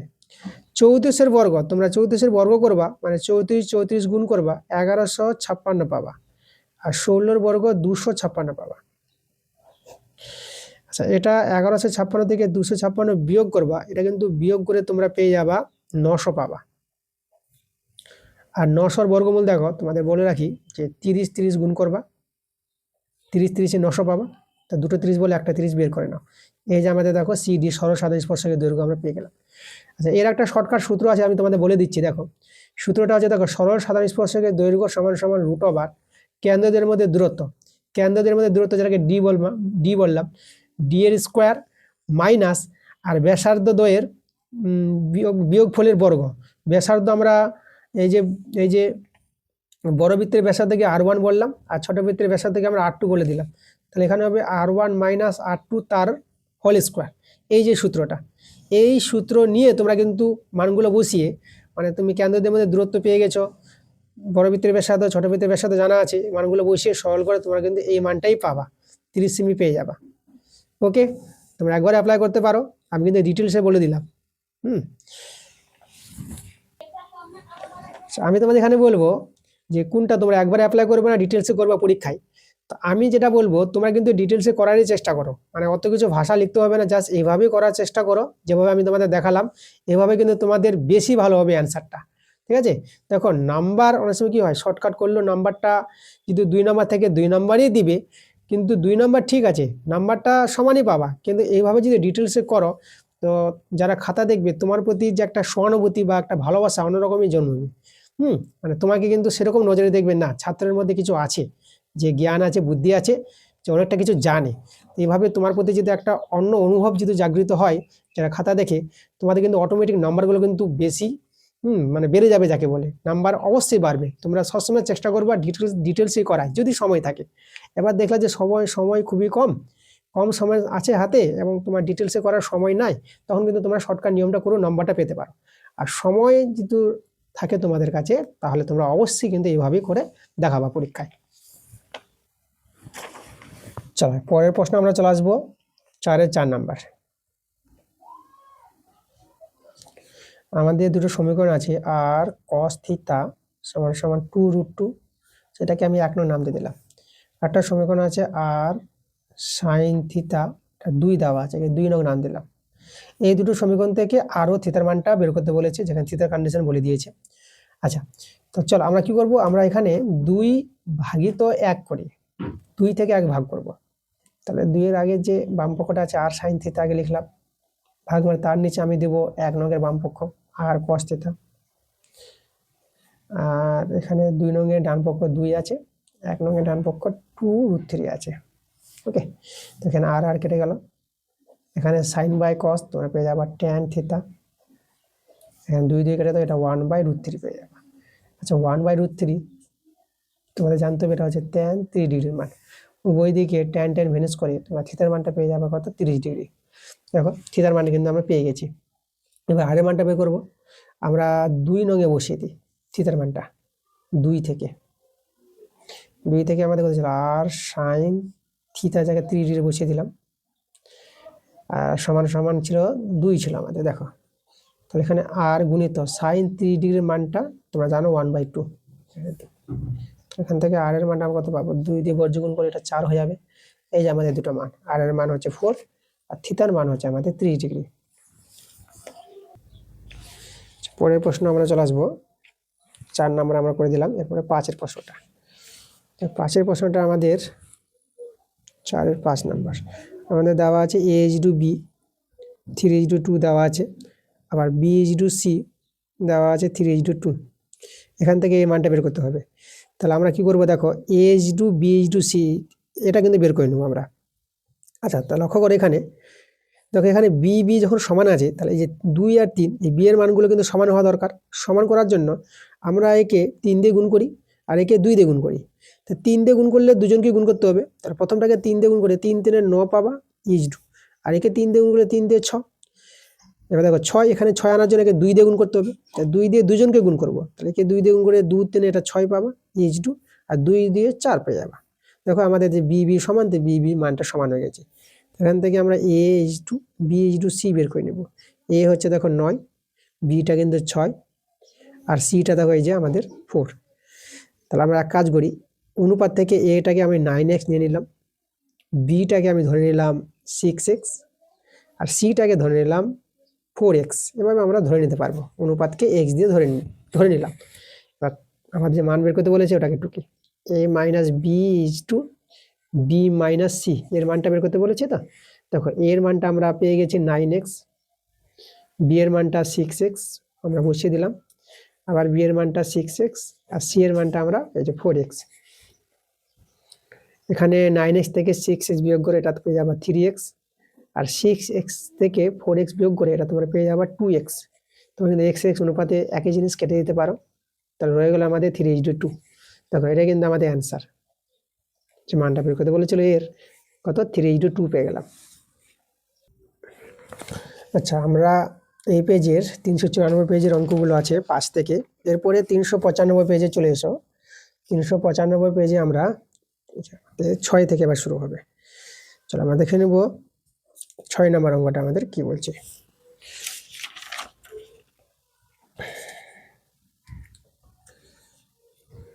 এটা হচ্ছে আমাদের 4/6।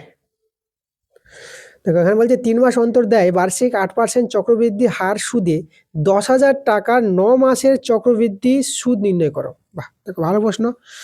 চলো আমরা বের করবো চক্রবৃদ্ধি সুদ। চক্রবৃদ্ধি সুদ যেটা সূত্রটা, সেই সূত্রটা মনে রাখবা।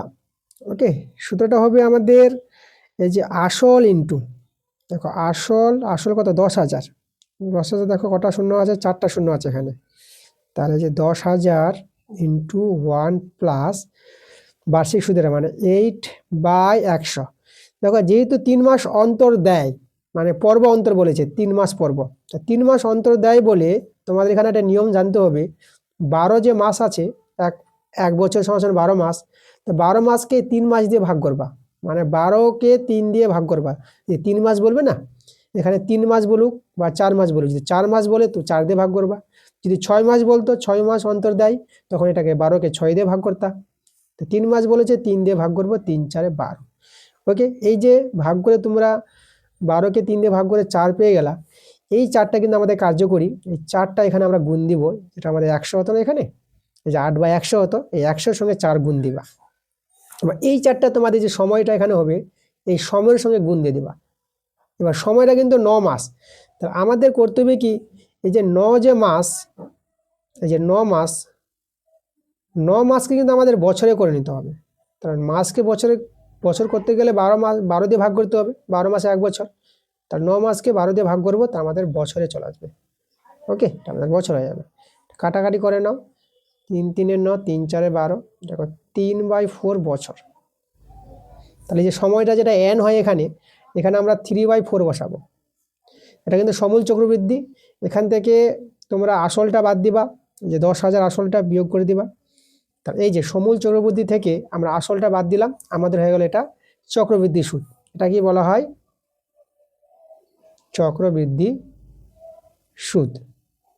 ওকে, তো এটাকে আমরা সরল করে আমরা চক্রবৃদ্ধি সুদের অ্যান্সারটা বের করে নেব। সেটাকে আমি একটু রাফ করে দিলাম। আমাদের আছে 10,000 ইন্টু, কাটাকাটি করো, এটা আমরা 4×2 = 8, 2 100, এটা 50 পেয়ে যাবা।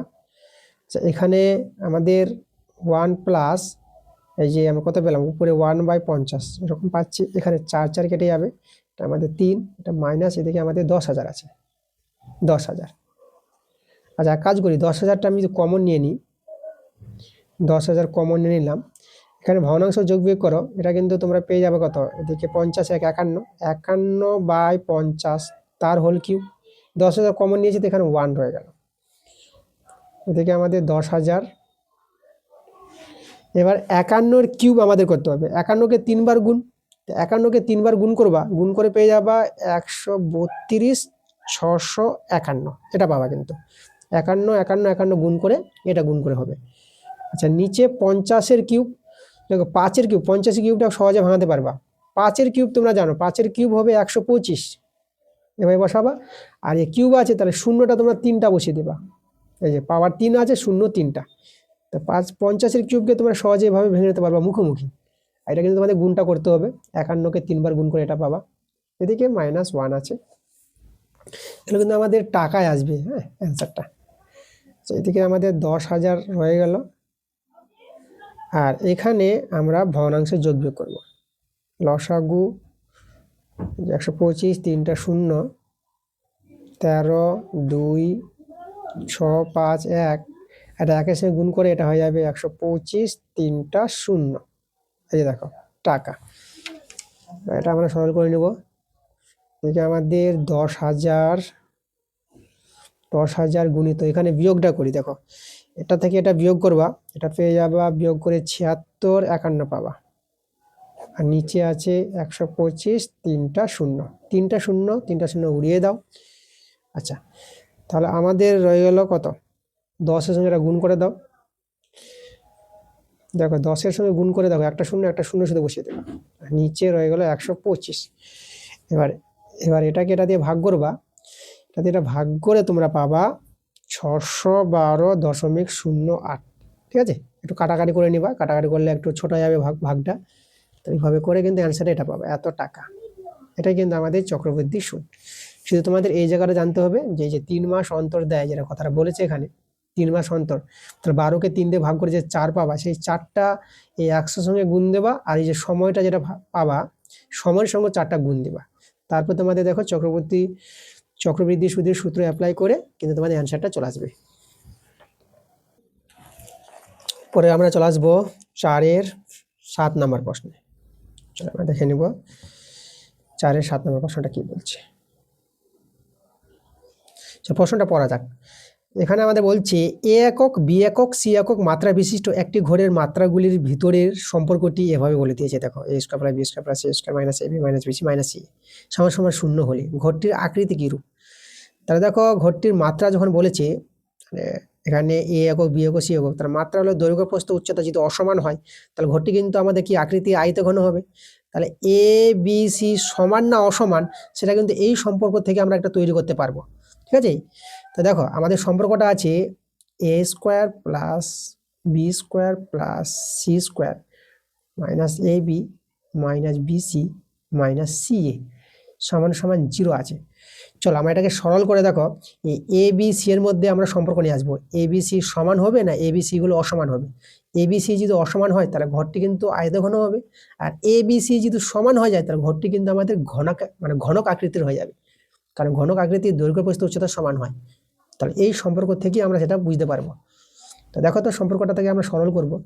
আমরা এখানে হাফ নিয়ে নিলাম আর 2 দিয়ে সবাইকে গুণ করে দিলাম।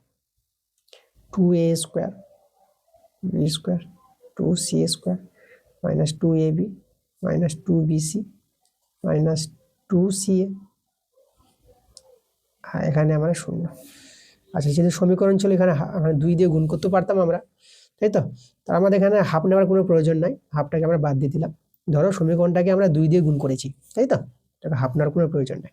যদি এখানে মানে শুধু রাশি থাকতো একটা, সমীকরণ যদি না থাকতো, তখন কিন্তু আমরা হাফ নিয়ে 2 ব্যালেন্স করতাম। তো যাই হোক, তো এটা আমাদের কি করলাম, সমীকরণকে উভয় পক্ষকে 2 দিয়ে গুণ করে পাই। 0 সঙ্গে 2 গুণ করে 0 পাবা। দেখো আমি এখানে 2 গুণ করে দেখিয়ে দিলাম। এবার এখানে একটু সাজাবো আমরা। দেখো এটা এ স্কোয়ার প্লাস না, আমরা এখানে A square minus 2ab plus B square করলাম। দেখো আমরা এটাকে পূর্ণবর্গ প্রকাশ করার চেষ্টা করছি ভেঙে ভেঙে। আবার আমি এখানে লিখবো সি স্কোয়ার মাইনাস সি, আচ্ছা এখানে বি আগে নিচ্ছি, তারপর এটা বি নিলাম, B square minus 2bc plus C square, এটা কিন্তু আমাদের বি আছে। হ্যাঁ, তারপরে এবার নিচ্ছি আমরা C square minus 2ca plus A square.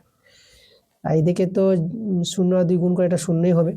ওকে, দেখো মানে এই যে এগুলো আছে এগুলোকে দেখো যোগ বিয়োগ করে সাজিয়ে টাজিয়ে কিন্তু এটাই, মানে এদেরকে ভেঙে ভেঙে লিখেছি। দেখো এ স্কোয়ার দুটো আছে, এখানে বি স্কোয়ার দুটো আছে, সি স্কোয়ার দুটো আছে, আর মাইনাস 2ab মাইনাস 2bc তো আছেই। জাস্ট আমরা একটু সাজিয়ে গুছিয়ে আমরা পূর্ণবর্গের আকারে সাজিয়েছি। এটা আমাদের পূর্ণবর্গ, দেখো পূর্ণবর্গ। তো এটা এ মাইনাস বি হোল স্কোয়ার সূত্র, এ মাইনাস বি তার হোল স্কোয়ার। একইভাবে এখানে সূত্রটা পাবো বি মাইনাস সি তার হোল স্কোয়ার, আর এটা হয়ে যাবে আমাদের সি মাইনাস এ তার হোল স্কোয়ার। এই যে দেখো। আচ্ছা, তোমাদের এখানে এবার জানতে হবে যে 3টি রাশির বর্গের সমষ্টি যদি 0 হয় তাহলে প্রত্যেকটি বর্গ পৃথকভাবে কিন্তু 0 হয়ে যাবে। প্রত্যেকটি বর্গ তোমরা 0-এর সঙ্গে সমান করতে পারবা, তাই তো? মানে এই বর্গের মান 0 হবে, এই বর্গের মান 0 হবে, এই বর্গের মান 0 হবে। দেখো এদের মানগুলো 0 হবে, তারপরে তো 0-এর সঙ্গে সমান হবে, সমীকরণটা স্যাটিসফাই করবে। তাহলে আমরা এখানে স্কোয়ারটা তুলে দিতে পারবো, যেহেতু ডান দিকে 0 আছে। তাহলে এখানে এ সমান সমান বি পেয়ে গেলাম। একইভাবে এখানে বি মাইনাস সি 0 করে বি সমান সমান সি পেয়ে যাব, সি মাইনাস এ 0, তাহলে সি সমান সমান এ পেয়ে যাব। তাহলে এ সমান সমান বি এর সঙ্গে সমান, এটা বি এর সঙ্গে সমান, বিটা আবার সি এর সঙ্গে সমান, সি আবার এর সঙ্গে সমান। তাহলে তিনটা সমীকরণ থেকে আমরা বলতে পারবো এ সমান সমান বি সমান সমান সি, তাই তো?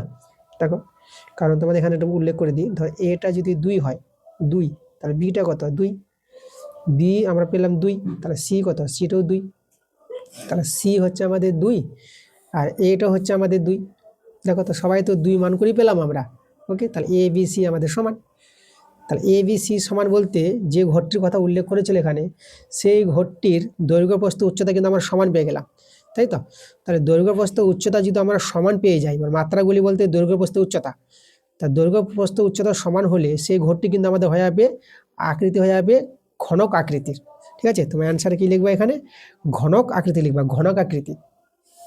ঠিক আছে, এখানে ঘরটি হয়ে যাবে, আমি এখানে লিখে দিচ্ছি অতএব ঘরটি ঘনকাকৃতি। এই যে ঘনক আকৃতি বা ঘনক আকৃতি। ওকে, এটা কিন্তু আমাদের অ্যান্সার। চলে আসবো আমরা পরের প্রশ্নে। পরে আমরা দেখে নেব 8 নম্বর প্রশ্নটা। এটা হচ্ছে আমাদের কত নম্বর, এটা 4-এর 8-এর প্রশ্নটা। আচ্ছা, কি বলছে প্রশ্নটা, একটি বৃত্তের জে এর দৈর্ঘ্য 12 সেমি এবং ওই জেটি 30 ডিগ্রি বৃত্তাংশস্থ কোণ তৈরি করে বৃত্তের ব্যাসার্ধ নির্ণয় করো। আচ্ছা, তো দেখো আমাদের এখানে একটি বৃত্তের কথা বলেছে, আমি একটি বৃত্তের ছবি আমি এই যে তৈরি করলাম।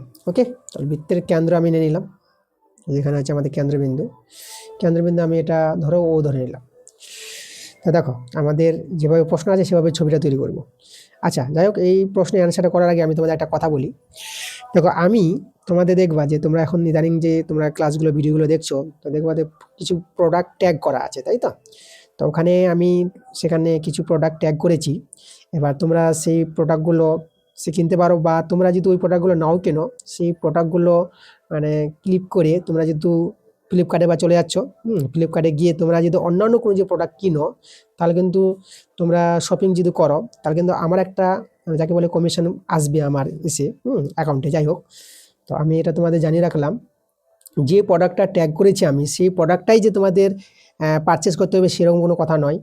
সেখানে ক্লিক করে সেই প্রোডাক্টে গেলা এবং প্রোডাক্টে ক্লিক করার পর তোমরা চলে এলা ধরো ফ্লিপকার্টে। এবার ফ্লিপকার্ট থেকে তোমাদের যেটা দরকার, যেটা প্রয়োজন তোমাদের কেনার, যে জিনিসটা কিনো না কেন, সেখান থেকে কিন্তু আমার একটা মানে কমিশন থাকবে, বুঝলা? মানে আমার একটা হেল্প হবে। তো তোমরা যদি আমাকে হেল্প করতে চাও, তাহলে আমার ট্যাগ করা প্রোডাক্ট থেকে গিয়ে তোমরা বিভিন্ন প্রোডাক্ট নিজের মতো করে প্রোডাক্ট কিনতে পারো। যেটা আমি বললাম যে ওই প্রোডাক্টটা যে কিনতে হবে যেগুলো ট্যাগ করা আছে সেরকম কোনো মানে নয়। হ্যাঁ, ওখান থেকে গিয়ে তোমরা ফ্লিপকার্টে গেলা, সেখান থেকে যে কোনো তোমরা প্রোডাক্ট কিনতে পারো, কিনলে পরে আমার একটু হেল্প হবে। এইভাবে তোমরা কিন্তু আমাকে সাহায্য করতে পারো। তো যাই হোক, আমি এটা বলে দিলাম।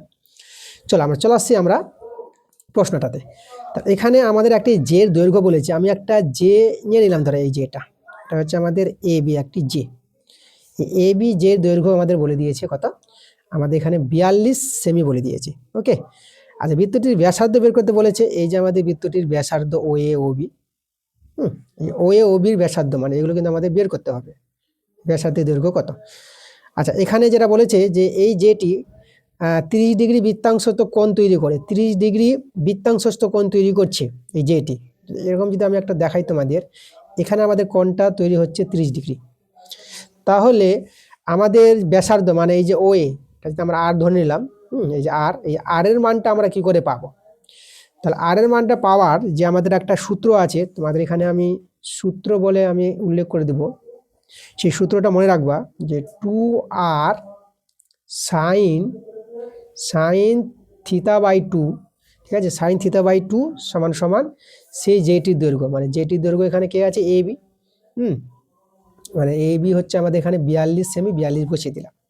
আর তোমাদের এখানে আমি বলে দেবো যে থিতা যেটা হবে আমাদের, না, এই যে থিতা হবে যে কোণটা আছে না, সেই কোণের দ্বিগুণ হবে আমাদের, এটা হবে আমাদের থিতার মান।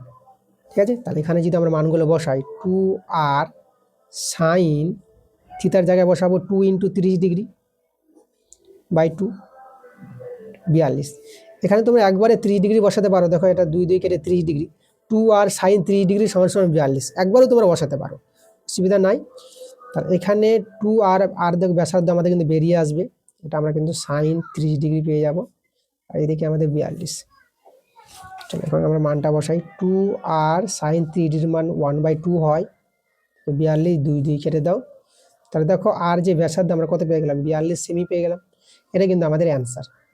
এইভাবে অঙ্কটা কিন্তু তোমরা সহজভাবে করে নিতে পারবা। চলে এসো পরের প্রশ্ন। আমরা এরপরে করাবো 4-এর 9 নম্বর প্রশ্নটা। 4-এর 9 নম্বরটা দেখো, আমাদের এখানে tan 1 degree, tan 2 degree, tan 3 degree করতে করতে আমাদের কত অবধি আছে, tan 89 ডিগ্রি অবধি আছে। এর মান নির্ণয় করতে বলেছে। দেখো tan 1 ডিগ্রি আছে ইন্টু tan 2 ডিগ্রি আছে, তারপরে আমি আর দিলাম না বেশি। তারপরে আমি যদি বলি শেষের দিকে tan 89 ডিগ্রি, তার আগেরটা কত আছে, tan 88 ডিগ্রি পাবা, গুণ চিহ্ন দিলাম, আর tan 89 ডিগ্রি, তাই তো এভাবে তো আছে। আচ্ছা লক্ষ্য করে এখানে আমি কিভাবে মানটা বের করবো। আচ্ছা tan 1 ডিগ্রি বসিয়ে দিলাম, tan 2, এখানে আমাদের 2 ডিগ্রি বসিয়ে দিলাম, tan 2 ডিগ্রি। আচ্ছা এখানে তোমাদের যে বলি কোনো একটি জায়গায় তোমাদের পাবা tan 45 ডিগ্রির মানটাও পাবা এখানে, tan 45 ডিগ্রি। তারপরে যেতে যেতে এই যে tan কত আছে, tan 88 ডিগ্রি। দেখো tan 88 ডিগ্রির জায়গায় আমি 90 ডিগ্রি মাইনাস 2 ডিগ্রি করতে পারবো। এর মানটাই আমাদের কত, এর মানটাই হচ্ছে আমাদের 90 থেকে 2 বিয়োগ করলে tan 88 ডিগ্রি। আর একটা যেটা আছে এখানে লিখি আমি tan 89 ডিগ্রি আছে না, এর জায়গায় আমি 90 ডিগ্রি মাইনাস 1 ডিগ্রি করতে পারবো, মানে প্রয়োগ করে সূত্র ব্যবহার করব। এটা আমরা সাজিয়ে নিলাম একটু। tan 1 ডিগ্রি হয়ে গেল tan 2 ডিগ্রি, tan 45 ডিগ্রির মানটা কিন্তু এখানে তোমরা 1 পেয়ে যাবা, ঠিক আছে, এটা 1। আর এইদিকে দেখো এই যে tan 90 ডিগ্রি মাইনাস এটাকে থিতা ধরো, এটা কিন্তু তোমরা cot থিতা বলতে 2 ডিগ্রি পাবা। একইভাবে এটা cot 1 ডিগ্রি পেয়ে যাবা। তাহলে এই করে দেখো এই যে এখানে এই যে tan আর cot, এই যে cot 1 ডিগ্রি tan 1 ডিগ্রি এরা কিন্তু গুণের আকারে আছে, পাশাপাশি কেটে যাবে, মানে cotকে 1/tan লেখা যায়। একইভাবে tan 2 ডিগ্রি আর cot 2 ডিগ্রি কেটে যাবে, cotকে তুমি 1/tan 2 ডিগ্রি করতে পারো, এর সঙ্গেই কেটে যাবে। এরকম যতগুলো এখানে পাবা সবগুলো কেটে যাবে, সবগুলো মানে এদিকে যা থাকবে এদিকে তাই থাকবে, সবগুলো কেটে যাবে। আর এভাবে কেটে যাওয়া মানে কি, কিছুই নাই, মানে তোমরা বুঝতে পারো যে 1 আছে, আর এদের গুণফলটা 1, কেটে গেছে মানে 1, তার অ্যান্সার কিন্তু তোমরা 1 পেয়ে যাবা, ঠিক আছে। সব কেটে যাবে, কেটে গিয়ে আর মধ্যে তো আমাদের tan 45 ডিগ্রি আসবে, আর তারও মানটা কিন্তু 1ই, তাহলে আমরা অ্যান্সারটা কত পেয়ে যাবো, 1 পেয়ে যাবো। পরে আমরা চলে আসবো 10 নম্বর প্রশ্নে। 4-এ 10-এরটা আমাদের কি বলছে, এখানে x ভেরিয়েস y z আছে এবং y ভেরিয়েস zx আছে। তাহলে এই দুটো ভেদ থেকে দেখাতে বলেছে z একটি অশূন্য ধ্রুবক। দেখো আমাদের প্রথম যে ভেদটা আছে x ভেরিয়েস y z, আর একটা ভেদ আছে y ভেরিয়েস zx আছে। আমরা ভেদ তুলে দেবো। দেখো তাহলে x সমান সমান এখানে k1 yz পাবা, আর এখানে যদি ভেদ তুলে দিই তো এটা y সমান সমান k2 zx পেয়ে যাবো।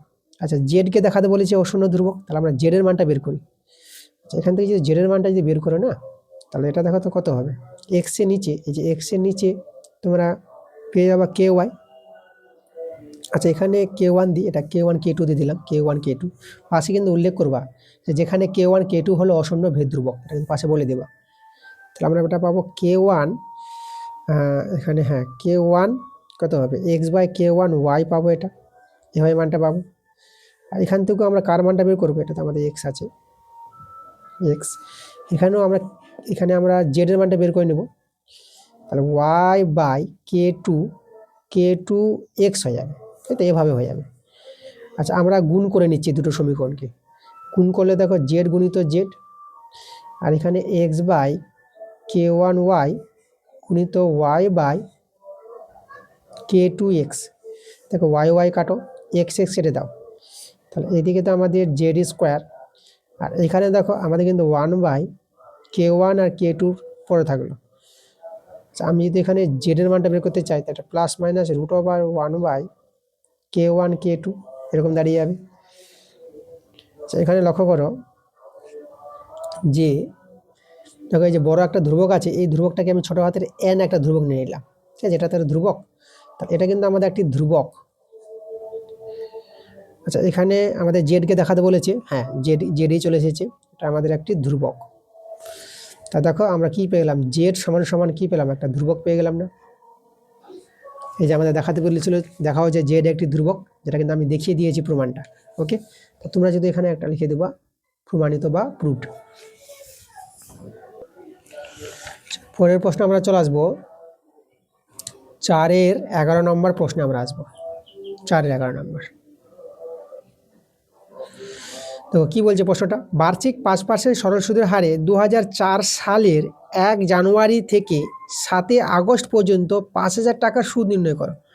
দেখো আমাদের এখানে সরল সুদের অঙ্ক আছে, শুধু একটু সময়টাকে একটু আমাদের তৈরি করে নিতে হবে। তো সময়টা হচ্ছে মেন আমাদের এখানে, যেটা টি এর মান। সময়টা প্রথমে দিনে বের করি। দেখো সময়টা আমরা দেখো 2004 সাল আছে, 1 জানুয়ারি থেকে শুরু 7 আগস্ট পর্যন্ত যে সময়, তাহলে আমাদের কত মাস আছে, প্রথমে আমাদের জানুয়ারি মাস। দেখো জানুয়ারি যে মাসটা আছে না, এই যে জানুয়ারি মাসটা কিন্তু কত দিনের হয় এটা কিন্তু জানতে হবে। প্রথম জানুয়ারি মাসটা কিন্তু 31 দিনের, এটা মনে রাখবা। ঠিক আছে, এই যে জানুয়ারি মাসে এভাবে করে তোমরা যদি ধরো, এই যে উঁচুটা যেটা থাকে, এই যে জানুয়ারি 31, তাই না, 31, তারপর 30, 31, মানে যে উঁচুটা যেদিকে দেখবা, হাইটটা, মানে এই যে উঁচু 31, নিচু 30, এভাবে করে আমাদের যাবে, মানে 31, 30, 31, 30, 31, 30, এভাবে কিন্তু মাসগুলো তৈরি হয়। ব্যতিক্রম শুধু আমাদের ফেব্রুয়ারি মাসটা 28 দিনে হয়। আর বছরটা যদি লিপিয়ার হয় তাহলে ফেব্রুয়ারি মাসটা 29 দিনে হয়ে যাবে। লিপিয়ার বছর দেখো 2004 সালটা আছে, এই যে 2004 সাল, একে তুমি 4 দিয়ে ভাগ করতে পারবা। দেখো 4 দিয়ে ভাগ চলে যাবে, 4 5 20, 0, 4 1 4। তাহলে এই যে 4 দিয়ে ভাগ যাচ্ছে সালটাকে, তাহলে এই যে 2004 সালটাকে আমরা লিপিয়ার বছর বলবো। আর যে বছরটা লিপিয়ার হয় সেই বছরটাতে ফেব্রুয়ারি মাসটা 29 দিন হয়ে যাবে। 28 দিনের জায়গায় একদিন যোগ হয়ে যাবে, 29 দিন হয়ে যাবে। তা জানুয়ারি মাসটা 31 দিন যোগ ফেব্রুয়ারিটা কিন্তু এখানে লিপিয়ার বছর আছে, 29 দিন দিবা, প্লাস জানুয়ারি ফেব্রুয়ারি, তারপরে মার্চ মাসটা দেখো, এটা যদি আমরা 31 30-এ ধরি, 31 30, তারপরে 31, এটা আবার 31 হয়ে যাবে। মার্চের পর এপ্রিল, তাহলে এটা 31 হলে তারপরে 30 হবে, একদম 31 30 31 30, এভাবেই তোমরা চলবা। শুধু ফেব্রুয়ারি মাসটা ব্যতিক্রম, যেটা আমি বলে দিলাম। আচ্ছা, জানুয়ারি ফেব্রুয়ারি মার্চ এপ্রিল মে, তাহলে 30 আছে, তো মে মাসটা 31 দিনের হবে। আচ্ছা, মেয়ের পর জুন আসবে, দেখো 31-এর পর জুন মাসটা 30 দিনের হবে। জুনের পর কি আসবে, জুলাই, তাহলে যে জুলাই যে মাসটা সেটা হবে 31 দিনের। তারপরে জুলাই, এখানে দেখো আগস্ট আমাদের যে বলেছে 7 আগস্ট, তাহলে দেখো এখানে যে আমাদের যে আগস্টটা কিন্তু আমাদের 7 আগস্ট, মানে সেই দিন অবধি, 7 আগস্ট অবধি, মানে 7 দিনটা, মানে সেই দিনটা কিন্তু আমাদের শেষ হয়নি। সেই দিনটা শেষ না হলে আমরা কী করে ধরবো, তাহলে 6 দিনটা শেষ হয়েছে। তাহলে আগস্ট মাসের কিন্তু 6 দিন নিবা। অনেকে কিন্তু 7 দিন নেয় নাই বলে ভুল হয়ে যায়, ওকে মনে রাখবা। 7 আগস্ট পর্যন্ত সময়টা, মানে সেই আগস্ট মাসে ধরো সময়টা শেষ হলো বা টাকাটা তুলবে, তো সেই দিনটা তো পার হয়নি।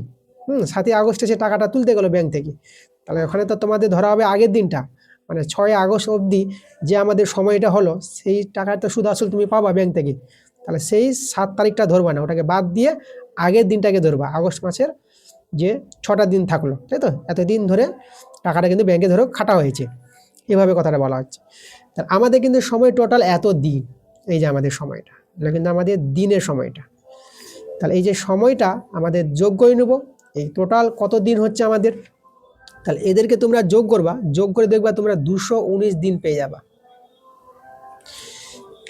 আচ্ছা, একে আমরা কি করবো, দিনকে, এটা হচ্ছে আমাদের টি এর মান, যেটা সরল সুদে যেটা টি বের করি সময়টা, আমরা দিনকে বছর করব, সময়টাকে বছরে রাখবো সব সময়। তাকে 365 দিনকে 365-তে ভাগ করো, আমরা জানি 365 দিনে 1 বছর। তাহলে দিনকে বছর করতে গেলে দিনকে 365 দিয়ে ভাগ করে দেবা, বছরে পেয়ে যাবা। আমি এখানে কিছু করছি না, এইভাবে রেখে দিলাম। দেখো টিটা কিন্তু তৈরি হয়ে গেছে, এটা কিন্তু আমাদের কাজ ছিল এখানে, বাস আর কোনো কিছুই নাই। এবার যে আমাদের সূত্র, সরল সুদের সূত্র, আই সমান সমান পিটি আর বা 100, এখানে মানগুলো বসাবো আমরা। দেখো এখানে আই দেখো পি বলতে আসল যেটা 5,000 টাকা উল্লেখ করেছে, যে আসলটা আমাদের 5,000 টাকা। টি সময় যেটা বের করলাম 219/365, এই যেটা হচ্ছে আমাদের টিটা, যেটা আমাদের তৈরি করলাম, ঠিক আছে। এটা কিন্তু আমাদের বোঝার ব্যাপার আছে এখানে। আর এখানে আমাদের বার্ষিক সুদের হার, দেখো বার্ষিক সুদের হারটা এখানে আমাদের কত বলেছে সেটা দেখতে হবে। এখানে প্রশ্নে দেওয়া আছে 5%, তাহলে যে 5%, এই যে নিচে যেটা 100, সেটা কিন্তু আমাদের 100টা নিচে, পার্সেন্টেজের জন্য 100টা দেওয়া হয়েছে এখানে। তা এই মানটা সরল করে কিন্তু আমাদের অ্যান্সার চলে আসবে, এই যে সুদ এত টাকা। অতএব সুদ যেটা আমরা বের করছি, সুদ সমান সমান, চলো আমরা একটু সরলটা করি। এই দুটো শূন্য আমরা কেটে দিলাম। এবার এই যে এটা কাটাকাটিটা, এই কাটাকাটিটা তোমাদের আমি একটু ভালো করে বলে দেবো, যে 73 দিয়ে এটা কাটাকাটি করবা। অনেক সময় কাটাকাটির জন্য কিন্তু অনেকে ফেসে যায়, করতে পারে না। দেখো 73/3, এই যে 73কে এখানে আমি দেখিয়ে দিচ্ছি, 73/3 গুণ করবা, দেখবা 219 পাবা। তাহলে 73/3 219, আর 73/5, 73কে 5 দিয়ে গুণ করবা, দেখবা 365 পেয়ে যাবা। আমি 73 দিয়ে কাটাকাটি করছি, তা 73/5 কিন্তু 365, এটা একটু মনে রেখে দিবা এই জায়গাটা, ওকে। তারপর দেখো এখানে 5 কেটে গেল, আমাদের 50 আর 3 রইল শুধু। আমরা কত আছে এখানে 50 আর 3, তাহলে 50 3 গুণ করলে কত পাবা 150 টাকা। যে আমাদের সুদটা বের করতে বলেছিল 150 টাকা, এটা কিন্তু আমাদের অ্যান্সার। আচ্ছা, চলে আসলাম আমরা আজকের ক্লাসের শেষ প্রশ্ন, 12 নম্বর প্রশ্ন, 4-এর 12 নম্বর প্রশ্ন। দেখো প্রত্যেকটা প্রশ্ন কিন্তু তোমাদের খুব ভালোভাবে একদম ডিটেলস আমি বুঝিয়ে দিয়েছি। আজকের ক্লাসের অঙ্কগুলো কিন্তু খুবই ভালো ছিল। তো ক্লাসটা যদি ভালো লাগে তোমাদের অবশ্যই ভিডিওতে লাইক করতে হবে, ভিডিওগুলো বন্ধুদের কাছে শেয়ার করতে হবে, এবং যারা নতুন আছো, যারা এখনো পর্যন্ত আমার চ্যানেলটাকে সাবস্ক্রাইব করোনি, তোমরা তাড়াতাড়ি করে আমার চ্যানেলটাকে সাবস্ক্রাইব করে নাও আমার এরকম ক্লাস পাওয়ার জন্য। আচ্ছা চলো দেখো কি বলছে আমাদের শেষের প্রশ্ন আজকের ক্লাসের। যে এরপরে কিন্তু ক্লাসটা তোমাদের পার্ট 2 ক্লাস তোমরা খুব তাড়াতাড়ি পেয়ে যাবা, ঠিক আছে। আমি তাড়াতাড়ি ক্লাসগুলো দেওয়ার চেষ্টা করছি, কারণ আমাদের সময় খুবই কম। আমি তোমাদের জন্য খুব পরিশ্রম করছি, আমার মতো তোমাদের এত বেশি ক্লাস কেউ দিতে পারবে না। প্রত্যেকটা সেট থেকে পার্ট 1 পার্ট 2 মানে 1 থেকে 15 অবধি এতগুলো অঙ্ক করে দেওয়া মানে সহজ কথা নয়। আমি খুবই চেষ্টা করছি তোমাদের খুব তাড়াতাড়ি দিয়ে দেবো, ওকে। শুধু তোমাদের ভিডিওতে লাইক এবং ভিডিওগুলো শেয়ার করতে হবে। আর আমি যেটা কথা বললাম, যে আমি যে প্রোডাক্ট ট্যাগ করেছি, সেটা তোমার সেখান থেকে সেই প্রোডাক্টটা ক্লিক করে, মানে সেই প্রোডাক্টটা যে কিনতে হবে সেরকম কোনো কথা নয়, ওই প্রোডাক্টটা কিনতে পারো। প্লাস বা তুমি ওখান থেকে গিয়ে যে কোনো, ওখান থেকে প্রোডাক্টটা ক্লিক করার পর তুমি ফ্লিপকার্টে চলে যাবা। আমি একটা উদাহরণ দিলাম, যে ফ্লিপকার্টে যাওয়ার পর সেখানে তুমি যে কোনো প্রোডাক্ট কিনতে পারো। যে কোনো প্রোডাক্ট কিনলে পরে আমার একটু হেল্প হবে, তোমরা এরা কাজ করতে পারো। হ্যাঁ, তোমাদের যে প্রোডাক্ট কিনতে হবে তার কোনো মানে নয়, মানে তোমরা তো এখনকার দিনে বিভিন্ন অনলাইন শপিং করে, সেই অনলাইন শপিংটা যদি তোমরা আমার এই যে ভিডিওতে ট্যাগ করা যে প্রোডাক্টগুলো থেকে তোমরা যদি গিয়ে কিনো, যে কোনো জিনিস কিনো তোমরা, তাহলে আমার কিন্তু একটু সাহায্য হবে, যেটা আমি বলেছি, ঠিক আছে। আবার আমি তোমাদের বলে দিলাম। তো চলো আমরা দেখে নেব আজকের ক্লাসের যে প্রশ্নটা আছে, শেষ প্রশ্নটা কি বলছে। ত্রিভুজ এবিসি ও ত্রিভুজ ডিইএফ এর পরিসীমা যথাক্রমে 30 সেমি ও 18 সেমি। আচ্ছা, এখানে যে দুটি ত্রিভুজ দেওয়া আছে, দেখো এটা সদৃশ্য চিহ্ন, দুটি ত্রিভুজ সদৃশ্য আছে। বিসি ও ইএফ অনুরূপ বাহু, এটা কিন্তু অনুরূপ বাহু, সেই সদৃশ্য ত্রিভুজ অনুরূপ বাহু। বিসি বাহু দৈর্ঘ্য বলে দিয়েছে, ইএফ এর দৈর্ঘ্য বের করতে বলেছে। তা এখানে খুব সহজভাবে হয়ে যাবে, দেখো অ্যান্সারটা। দুটি সদৃশ্য ত্রিভুজের পরিসীমার যে অনুপাত, এই যে দেখো দুটি সদস্য ত্রিভুজের পরিসীমার অনুপাতটা সমান সমান হবে, সেই দুটি সদস্য ত্রিভুজের অনুরূপ বাহুগুলি অনুপাতের সঙ্গে সমান হবে। মানে এখানে তোমরা পেয়ে যাবা বিসি বাই ইএফ। দেখো এখানে কিন্তু দেখো ত্রিভুজ এবিসি এর পরিসীমা 30 আছে, সেই ত্রিভুজের অনুরূপ বাহু নিয়েছে এই যে বিসি। আর পরেরটা ত্রিভুজ ডিইএফ, যার পরিসীমা 18, তার বাহুটা নিয়েছি ডিইএফ, বাহুটা নিয়েছে ইএফ, ওকে। এভাবে কিন্তু তোমাদের একটু মাপ করে লিখতে হবে, যে ত্রিভুজের পরিসীমা সেই ত্রিভুজের বাহু, যে ত্রিভুজের পরিসীমা সেই ত্রিভুজের বাহু, এবং একটু বসাবা ঠিকঠাক করে। এবার দেখো এখানে আমরা 6 দিয়ে কাটাকাটি করি, 6 5 30, 6 3 18, তাহলে আমরা এখানে 5/3 পেয়ে গেলাম। এখানে বিসি বাহুর মান দেখো আমাদের এখানে বলে দিয়েছে, বিসি বাহুর মান 9 সেমি, 9 বসিয়ে দেবো। তো এখান থেকে দেখো ইএফ বাহুর মানটা পেয়ে যাব। এখানে আর কাটাকাটি যাচ্ছে না, আমরা 5 ইএফ সমান সমান 9 3 27 পেয়ে যাচ্ছি। তাহলে ইএফ এর মানটা আমরা কত পাবো, 27/5। আচ্ছা, তাহলে এখানে লক্ষ্য করো, আমি পাই দিয়ে যে ভাগ করি, তাহলে 5 5 25, তা 2 নেমে যাবে, দশমিক নিয়ে 0 নিয়ে নাও, 5 4 20। দেখো ইএফ এর মানটা কিন্তু আমরা বের করে নিয়েছি।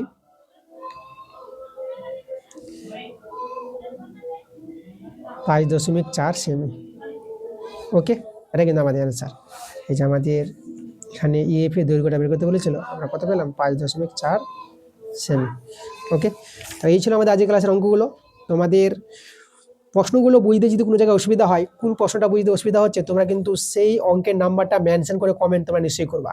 যে কোনো প্রশ্ন থাক না কেন, কোনো একটু ডাউট যদি মনে হয় তোমরা কমেন্টে জানাবা সেই প্রশ্নের নাম্বারটা মেনশন করে। ওকে, ঠিক আছে, তোমরা সবাই ভালো থাকো।